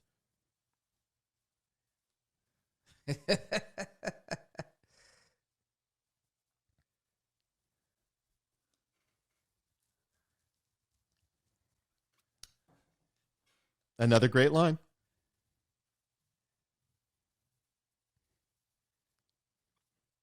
See? Christmas again. People who say this isn't a Christmas movie are crazy. So they established that the only way to get that last lock was to cut the power off. And Theo says it cannot be cut locally. Cannot be cut locally. So you have to cut the grid. And Gruber knows that the protocol is the FBI. They got to cut the grid. Yep. All set up properly. All carefully established and carefully set up. McClane smokes too much. But nobody smokes like a McClane. Bad for him. He makes you want to smoke. And now we get some more character development.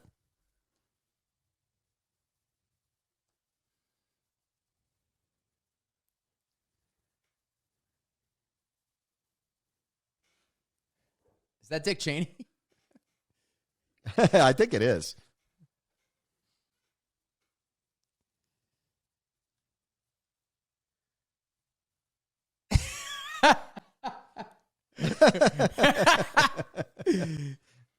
This is what Anchorman. This was the first Anchorman spoof. Yep. This is a prequel to Anchorman. Yeah. It's part of the Anchorman extended universe.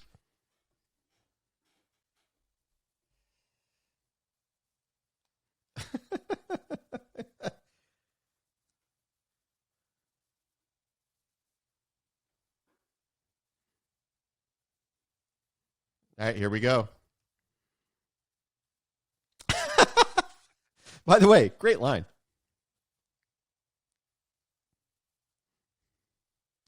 Also, Why is this in the movie? It's such a weird little funny thing, naming both the FBI guys Johnson. I don't know, but I was out in the woods with my kids. I just had a bug on my back, like in there. So sorry, guys, if you're watching. I'm like, what is Wes doing? I had like an ant or something on my back. I like the Johnson & Johnson. I think that's fun. And no, I'm so I'm saying it's funny, Yeah. right? It's a weird little funny thing. We're coming up on one of the great moments of this movie. The one thing that really separates it. Yep. This moment. And look, there's Merry Christmas right there painted on the wall. What's Gruber doing again? He's checking to see if the explosives actually got put in the right place so that because he sent the guys to find the detonators, he's checking to make the explosives are in the right spots so that once they find the detonators, they can finish doing what Heinrich was doing on the roof. See, that's where the detonators would go. So smart. Such quick thinking. Yeah.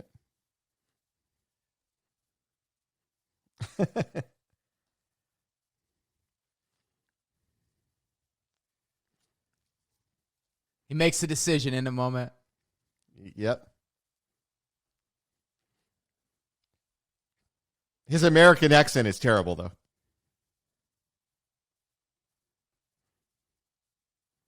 Now, this scene between them is all improv because Alan Rickman fought to get this scene in with a face-to-face, and they didn't do it, so they did a bunch of takes trying things.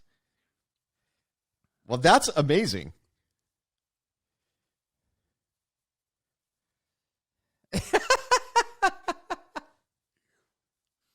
Trying to get to his gun. One of the reasons McTiernan didn't want to do it is because he didn't think he would have a good accent.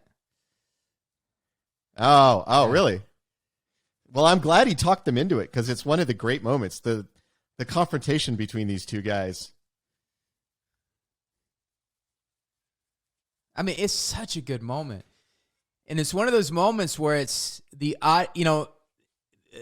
all kinds of ways to create tension, but one of the ways is having the audience know more than the characters do. Yeah. And so you see you see the pearl they're in. Well, and you have to do it in such a way that the audience that knows more doesn't think the character is stupid for not knowing. Just like Saigon. Yeah. I was in middle school, asshole.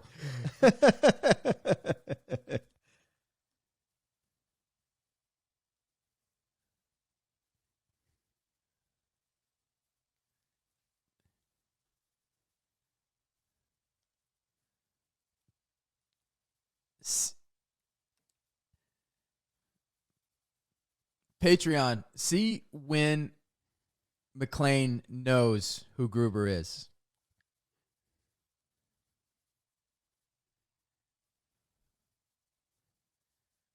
How great is Rickman? Yeah.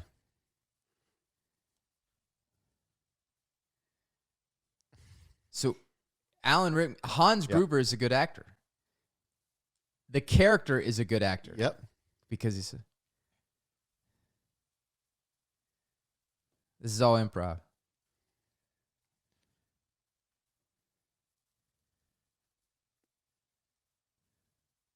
But it establishes why Gruber knows to shoot the glass later. So it winds up being very important to the plot.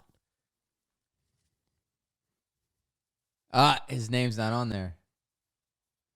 No, it is, but it's on the floor that isn't finished. That's how he knows. So the 29th floor is the unfinished floor, and the name he gave is somebody who's going to be on that floor.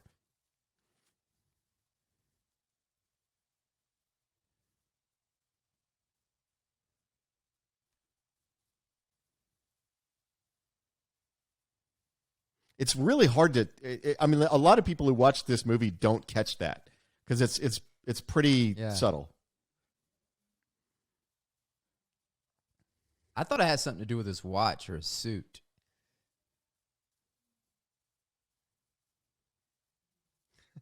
See, and of course now he double checked. He made sure. Yeah, he made sure he didn't just shoot him.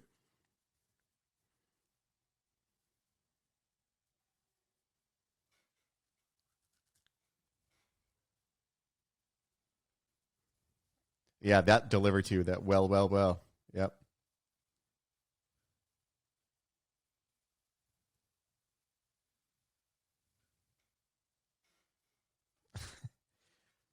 Yeah, this See? the scene between Hans the two Gruber's of a them. good actor. And he doesn't wait.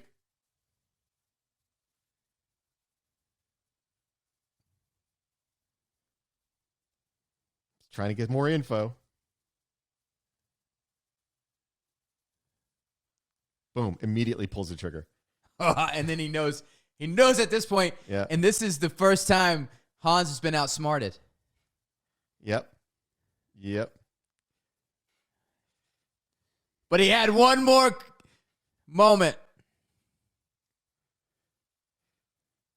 Shoot the glass. Yep.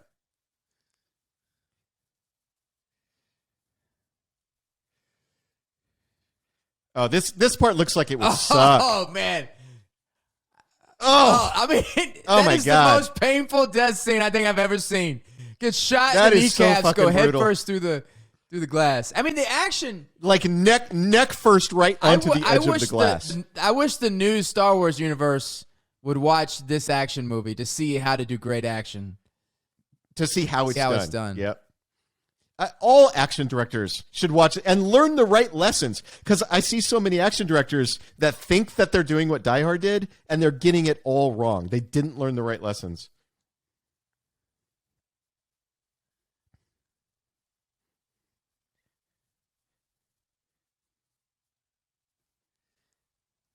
Wait, he's supposed to be German too, right? Yeah, well, he said it to him in German the I first know, and time. he didn't and understand he couldn't him. hear it. Yeah. Well, no, he because the gunshot Oh. at the same time, so he didn't hear it. So he's just repeating himself. I don't know why he switches to English other than so the audience gets it. Oh, it's probably to let the audience know. Yeah, that's why. Yeah, for sure. And just And I like McClane just like, to Jesus Christ. so to add to McClane's Yep, reestablish. suffering, he's like, son of Yep. a bitch.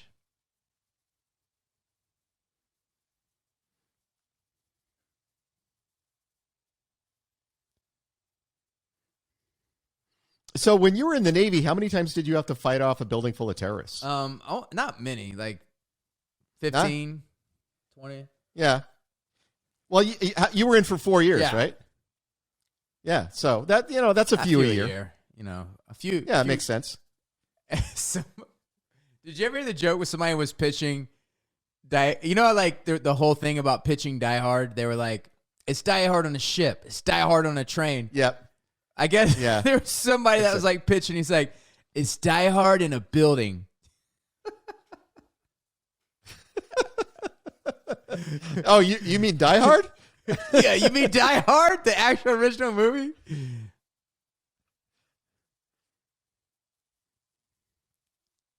But we still haven't ramped it to the highest level. They still don't know. Nope.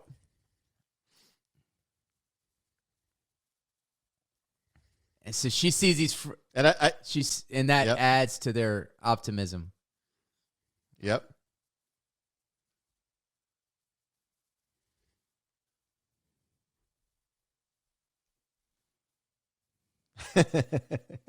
Great Yep. moment. Great Reestablish the connection Yeah. between the two of them. Reestablish that her hope is that John is alive. I mean, it's just nice. Tight little look writing. how fucked And up these feet are. Yeah, that's fucked up. They have a great scene here when he's getting the glass out. A great bonding with Al. Yep.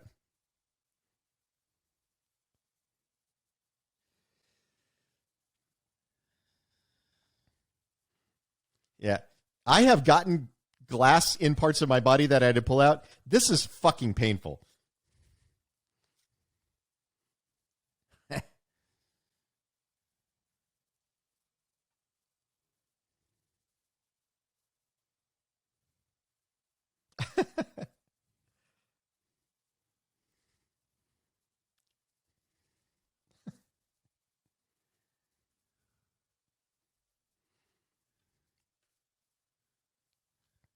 Yeah. And the callback to the earlier comment about being a desk jockey. Get a little backstory for Al. Yep.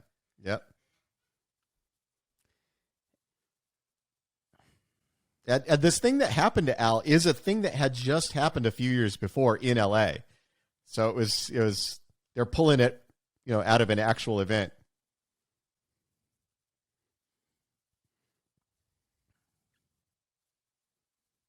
And John understands it because he's a cop.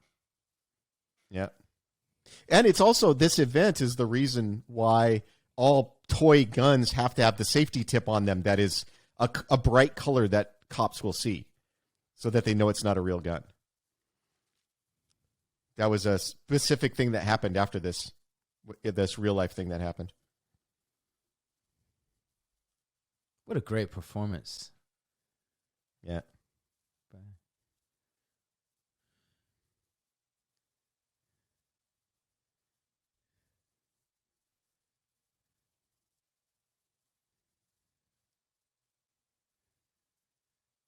It's the FBI. Yep.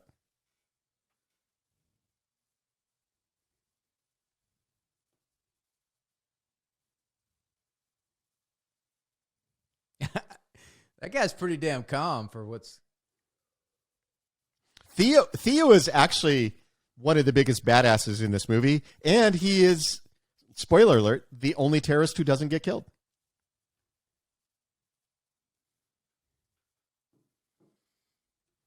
So, good for Theo.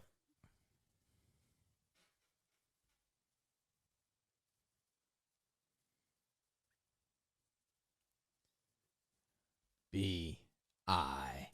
Great turn. Yep. Great line. Full of them. Yep. Every moment's full of something interesting. Yep. And it's such a payoff for all the clues that have been left before this.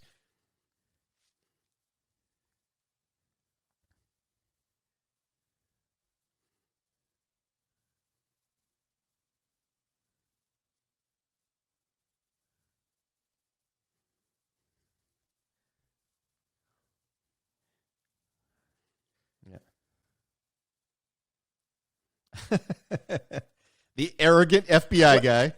I love the whole power structure is just all dumbasses, assholes. Because he was saying, I could cut it off from down here, and nobody listens to him.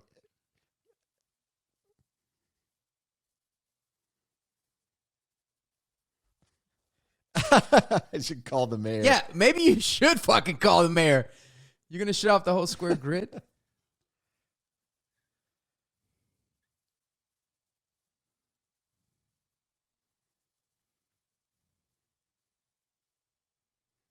And he used his nasty-ass shirt to make bandages for his feet. That's gross, man.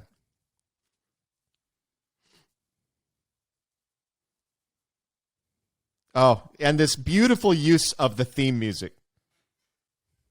Oh, yeah, the Christmas Miracle. Yeah. Well, the music is Ode to Joy. Ode to Joy. And they use Ode to Joy. They use Ode to Joy in different formulations all throughout this movie. And then it climaxes with this. The full orchestral Ode to Joy here. It's the Christmas So great. Yeah, you can't tell me it's not a Christmas movie, but I love... Yeah, it's a Christmas miracle. It's a Christmas miracle. And I love that you're rooting for it to happen. Like, when it happens, you're like, there's a bit of an accomplishment. You feel you're kind of for a second rooting for the bad guys, even though you rejoice when they die. Yep. That is good writing.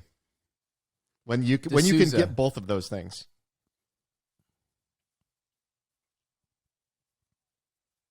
We let him sweat. The arrogance of we got this shit handled. Yep. No, the other one. Love that. The callback joke. My nose is running here. Nothing is interesting. I want some of those things. How do we get those? Who do we rob to get those? Yeah, how come? Oh, whoa. The FBI. FBI. My standing desk suddenly decided to go up on its own.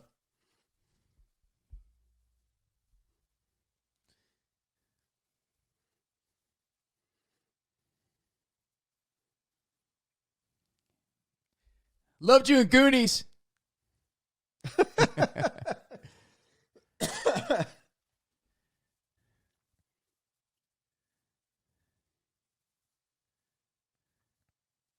Sitting on the beach, adding 20%. I want to know where he's investing that he's getting 20%. That's a great return. Because I got a lot of investments. I don't have anything that's getting 20%. 8% is the usual gauge. You're getting 8%. 8% is if you're doing great. Like if you're averaging 5.5, you're kicking ass. I mean, look, crime, it does pay. Maybe like he goes down south of the border and he invests in like a drug cartel. They have very good return on investment in drug cartels. And it is the 80s. So, drug cartels are a thing. Now you're getting back to the thread. Yep.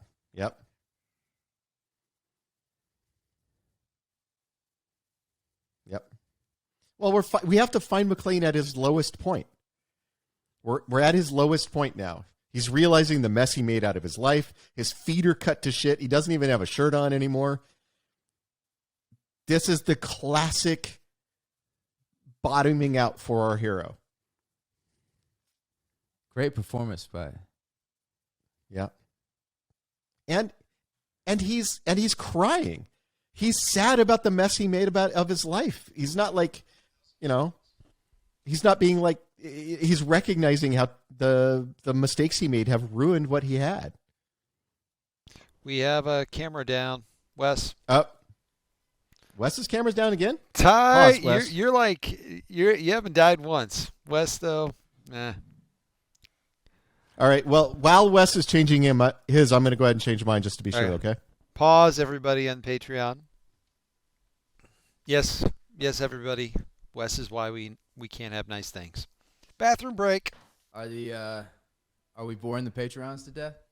Oh no, they're loving it. As far as I can tell. I was just playing them the Jeopardy music while they were waiting. Woo. We love you guys. He's back. All right.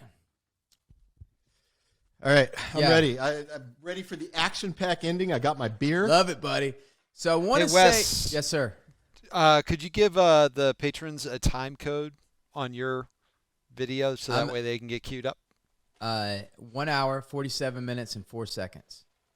Perfect. So I want to say, before I push play, and it was right in this great moment, what you're seeing is the protagonist change.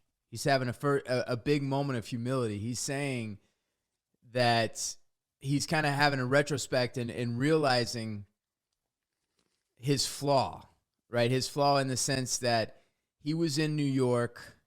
He resented her ambition, resented her going to this. She should be there. She'd be doing this. And he realizes, like, I never said I was sorry. His pride is his flaw. And then we go there. Yeah, and when he gets pushed to the brink and at the is when they find out who she is. Yeah, and it's a great way to give him that lowest point in the story.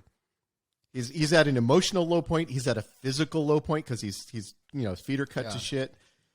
The people outside are not supporting him, so he's at a low point as far as like people being willing to. It all converges to put him at this bottom moment so that we can begin to ramp back up to the end where he ultimately gets his triumph. If you think about how is he different now than he was in the beginning, and now he's really realizing how much his family and his wife is important to him, and that how prideful he was, and that how he didn't want her to pursue his career. He wanted her to kind of be along for his ride and his job, and he didn't want to leave New York. Why go to the other? Because he could be a cop in L.A. She's number 2 in this massive corporation.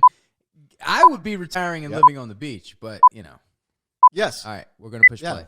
Just hang out on the beach.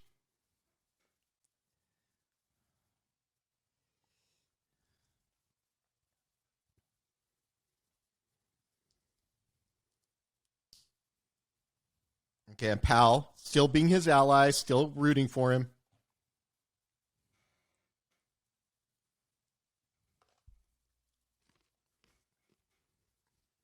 Oh.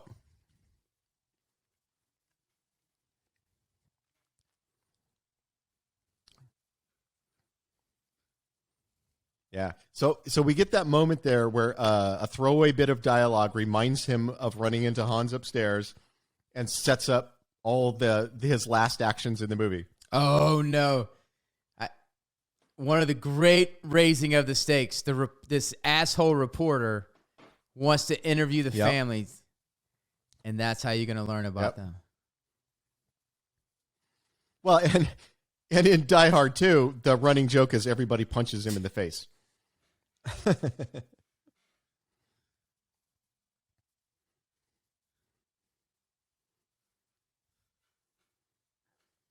See, he's limping. He doesn't have a shirt.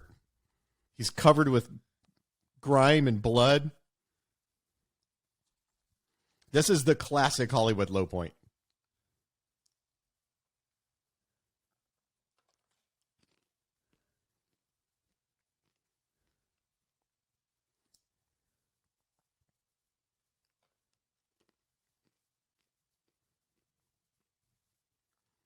This is where he learns the ultimate. Yep. Now he knows a lot of C4. He knows that there's no. That's a shit ton of C4. Oh shit! Now he knows that there's no way that this ends. And now without he's violence. meeting his. Yep. This date was set when he killed his brother, and it was leading up to this moment. Yep. Now, when I talk about fight consistency, watch how they square off, and watch how they fight. Now it's time to cause. Now it's time to cause.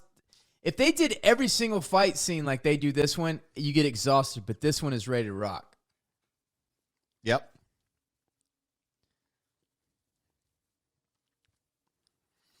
And Hans is his intellectual antagonist, but Carl is his physical antagonist. Yep. And you see right away, Carl clearly is more skilled than him. He physically outmatches McClane. It's like Harrison Ford fighting the German fighter pilot. Exactly.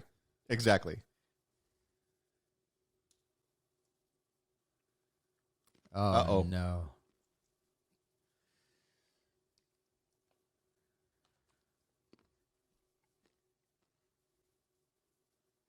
Oops.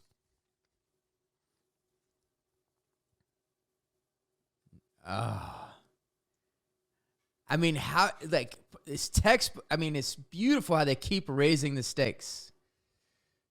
Yep.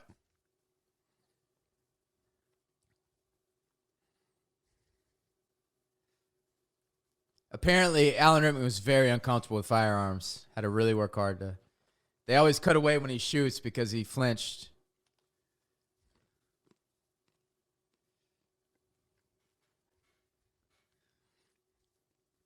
Now, would you say this is the true low point? Because now his wife, and now he's getting his ass kicked. Yeah, but we don't dwell on it like we do with the bathroom scene. The bathroom scene. Now that is the start. Yep. If you would look at it as an act structure, that is the start of the third. I was way premature when I was talking about it earlier.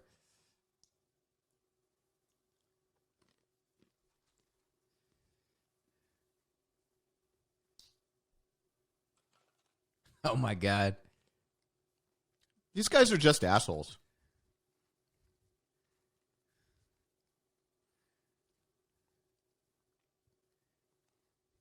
Blue Thunder.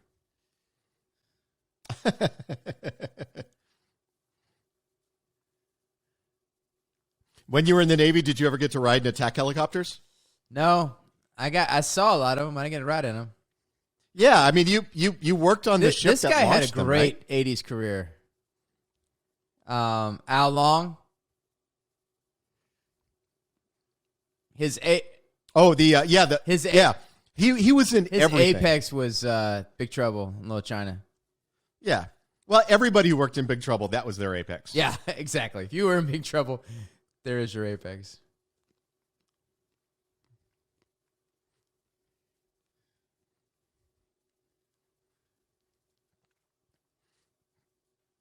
Yeah, he was a bad guy in so many I'd like to know things. how long this shoot was. Yeah.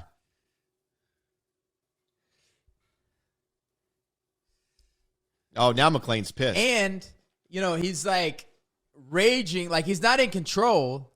It's like straight New York street, motherfucker, I'll kill you. Yep.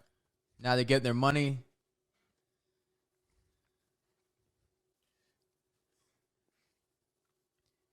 The grapes line.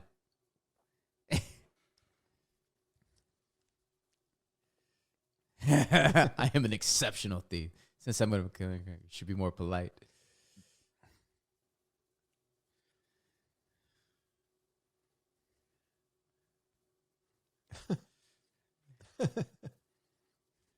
I mean, those punches do look like they would hurt. I wonder who the stunt coordinator was on this. It's so raw and so clawing each other's eyes, and it freaking. Yep. And what a great finish to this. Tie him up a chain by his neck, hang him, pull him forward. Like, what a great death. But they also established that his hand was inside the chain, which is important.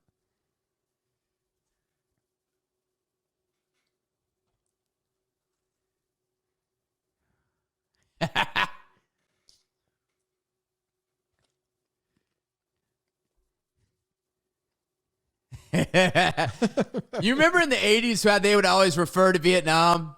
He was an Riggs was like an ex-special forces Vietnam guy. Yep. There was always references back to Vietnam. Now it's Iraq. Then it was Iraq. Then it's Afghanistan. Yep. I mean, Rambo was Vietnam. Yep. Hell yeah. Hell yeah.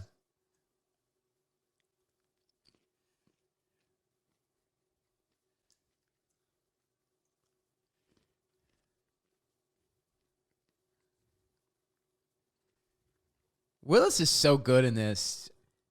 You just see that he's a star. Well, and this movie made him a gigantic star. He was well compensated for this movie too. He got like for his first big movie. Blind Date was his only movie before this, and he got $5 million for this movie. Oh, did he? That was the news.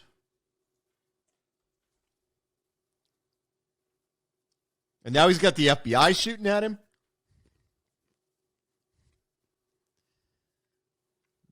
It's just, I love how it's kind of like the 80s of like the incompetency of the bureaucracy, you know? Yep. Yep. We're getting to the most iconic, greatest action sequence, shot, visual ever. And he has fear. Yeah, because he doesn't even like flying in airplanes. And they established that he doesn't like flying in airplanes, which that is Huey Lewis. I don't care what you say. It's the power of love. Don't need money.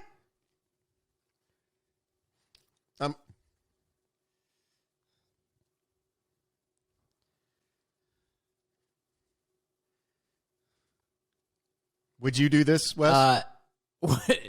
Here's the thing. I'd be like, you know what? I'll do this, and it would not work out this way. By the way, I would have been dead 5 times ago. Yeah, me too. I would have been dead at least 10 times ago. I would have made the wrong choice 5 times ago. Now, shooting out the glass, what a great... Yeah. What a great... Okay. Al delivers one of the best lines of this movie after the helicopter crashes. Like this. I mean, how great is this?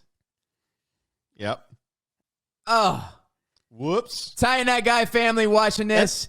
I want you to realize like how beautiful this is. I mean, how many other action sequences would have ended when he made it in the glass? But no, let's have the thing fall and drag him there with his bloody feet on the glass, having to pull it out the way. This is how you create attention. Yep.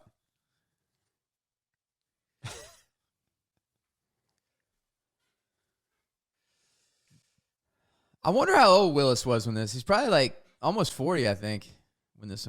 Yeah, he had to be in his 30s. Late He'd been 30s. on, He didn't get his TV show until he was in his 30s. Yeah. Oh, really? Moonlighting. Yep. You know, he had that great story of being a bartender for many, many years. Bruno. Okay, this line, though.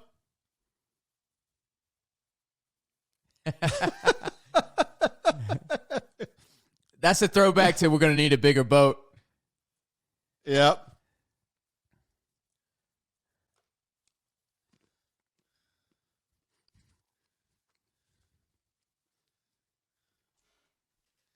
Now McClane is bloody, wet, stripped, cut, shot, broken ribs, and he's still going and still got his trusty firearm. Uh-oh. Bringing Argyle back into the... Well, because Argyle has an important part to play.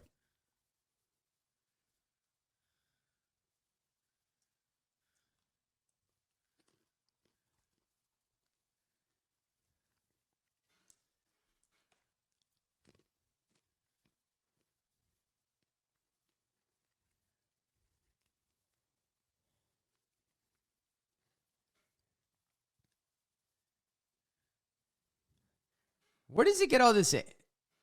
Oh, he's got two more. See, they even take into account. Yep. Now you cut to the wrapping paper because it's a Christmas movie. Yep, Christmas movie. By the way, the actual 9mm shells, they thought they were too small. So the two shells 45? he's holding in his hand there, they are not 9mm. Yeah, they are not my 9mm shells. I mean, hell yeah. Talk about like... I love how they give every character agency, right? But Theo gets to live. He's the only terrorist who gets to live.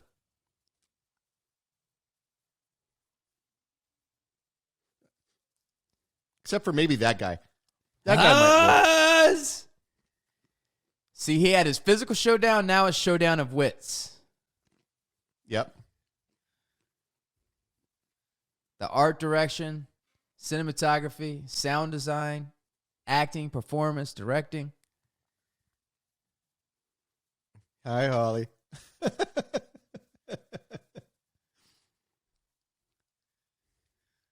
Flickering lights directors love flickering lights. Oh, Brooke Eisner's a big fan of the flickering lights. Huey Lewis. Huey Lewis is going for his gun. Power of love. I don't need money.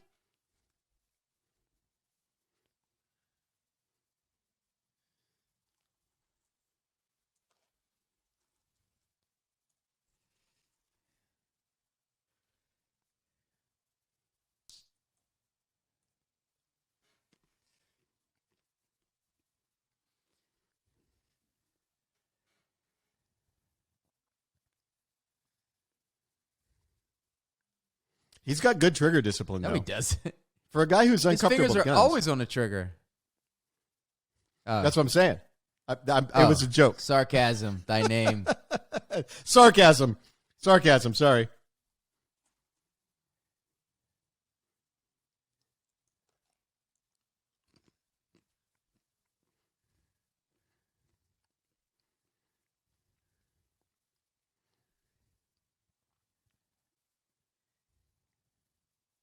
Oh, the gun comes away from her head. That's what he's waiting for.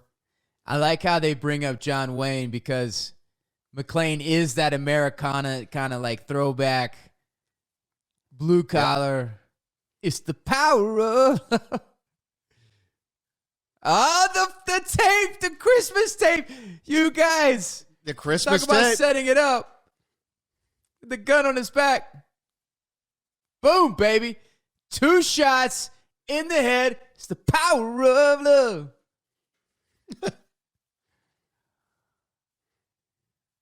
Fun fact about this scene right here. Oh, yeah. Tell him.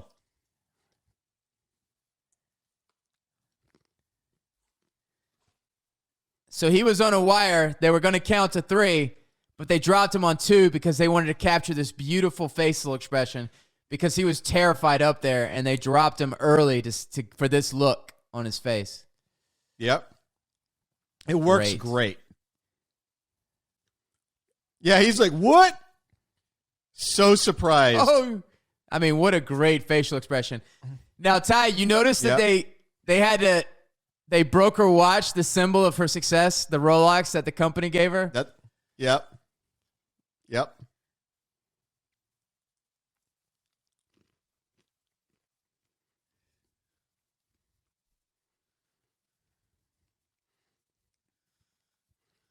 McClane needs to go get a blood transfusion as much as he's bled.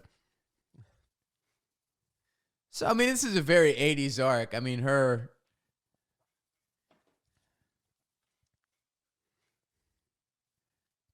Yeah, but when we get to Die Hard 2, she's still working for that company. She didn't quit her job. Good point.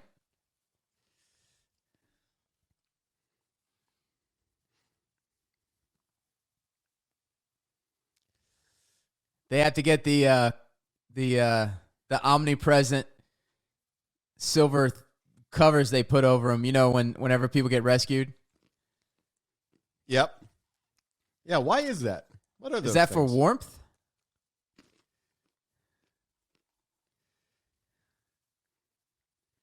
Bonnie Bedelia. Great job, Bonnie Bedelia. What a ride, huh? I guess they didn't have PTSD in the 80s, though, because there would have been a lot of shit to work out after this. You know what I'm saying? Nobody gets PTSD Nobody in gets the PTSD. 80s. And there's Al. And then the moment where he gets to meet Al, his only friend. I mean, to the point where you feel like they could go have a beer after this and, like, hang out and be like, and, like, have a regular...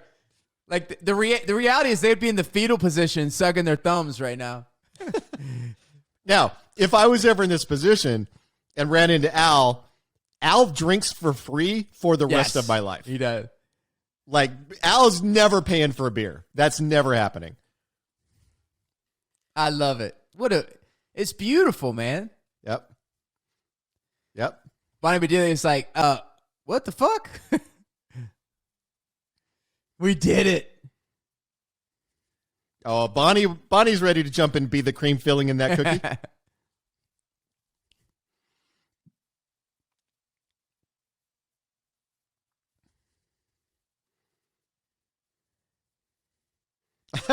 And of course, the bureaucrat who's upset about all this. He says you got yourself a good man. Take it. Well, what about her? She's been through some shit too. Yeah.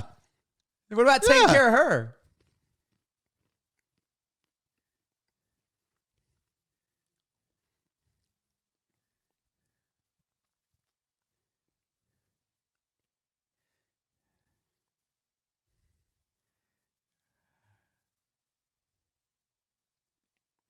And of course, the end of Al's arc has to be he shoots somebody. I love that the completion of Al's arc is like, I shot somebody that I wasn't supposed to, but now I can shoot people again. Yep. That's a character arc in America, That is an 80s baby. arc right there. Like, his flaw was he was too compassionate. Yep.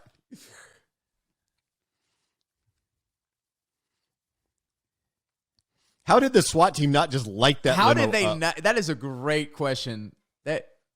What Al almost did, there would have been everybody else, but they didn't have McClane to stop him. But I love coming full circle with Argyle with the limousine.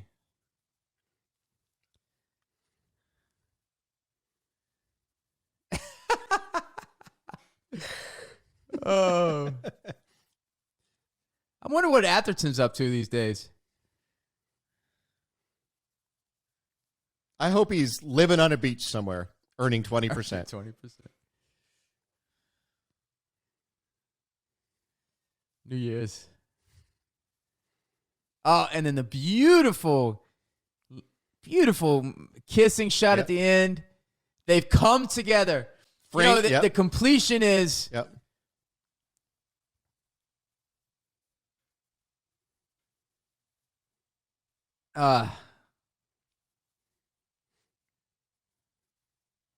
Beautifully choreographed final shot with the fire truck ladder Got moving the out of the crane way. swinging in right at the right time. Yep.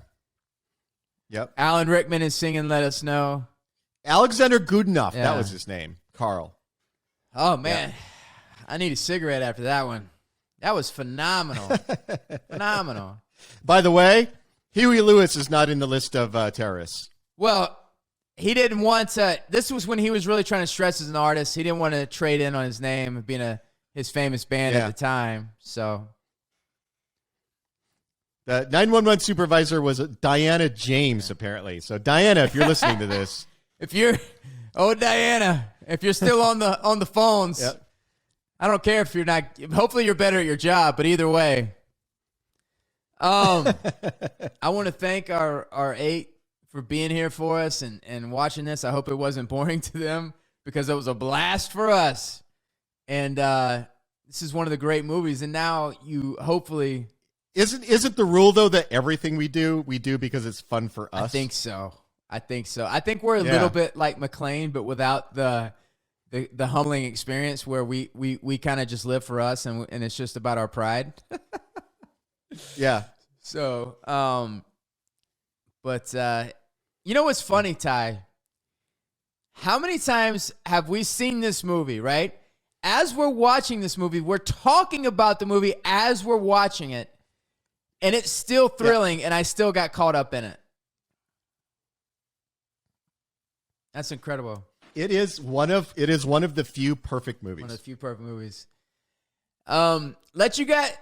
So we'll have to do the trio of perfect movies. We'll have to do this. Eventually we'll have to do Groundhog Day, and we'll have to do Alien. And that'll be the trio of perfect movies. Well, let us know what you think, guys. If there's, if you enjoyed it, if there was something you want more, if it was give us some feedback and we will we'll figure out how to do the next one.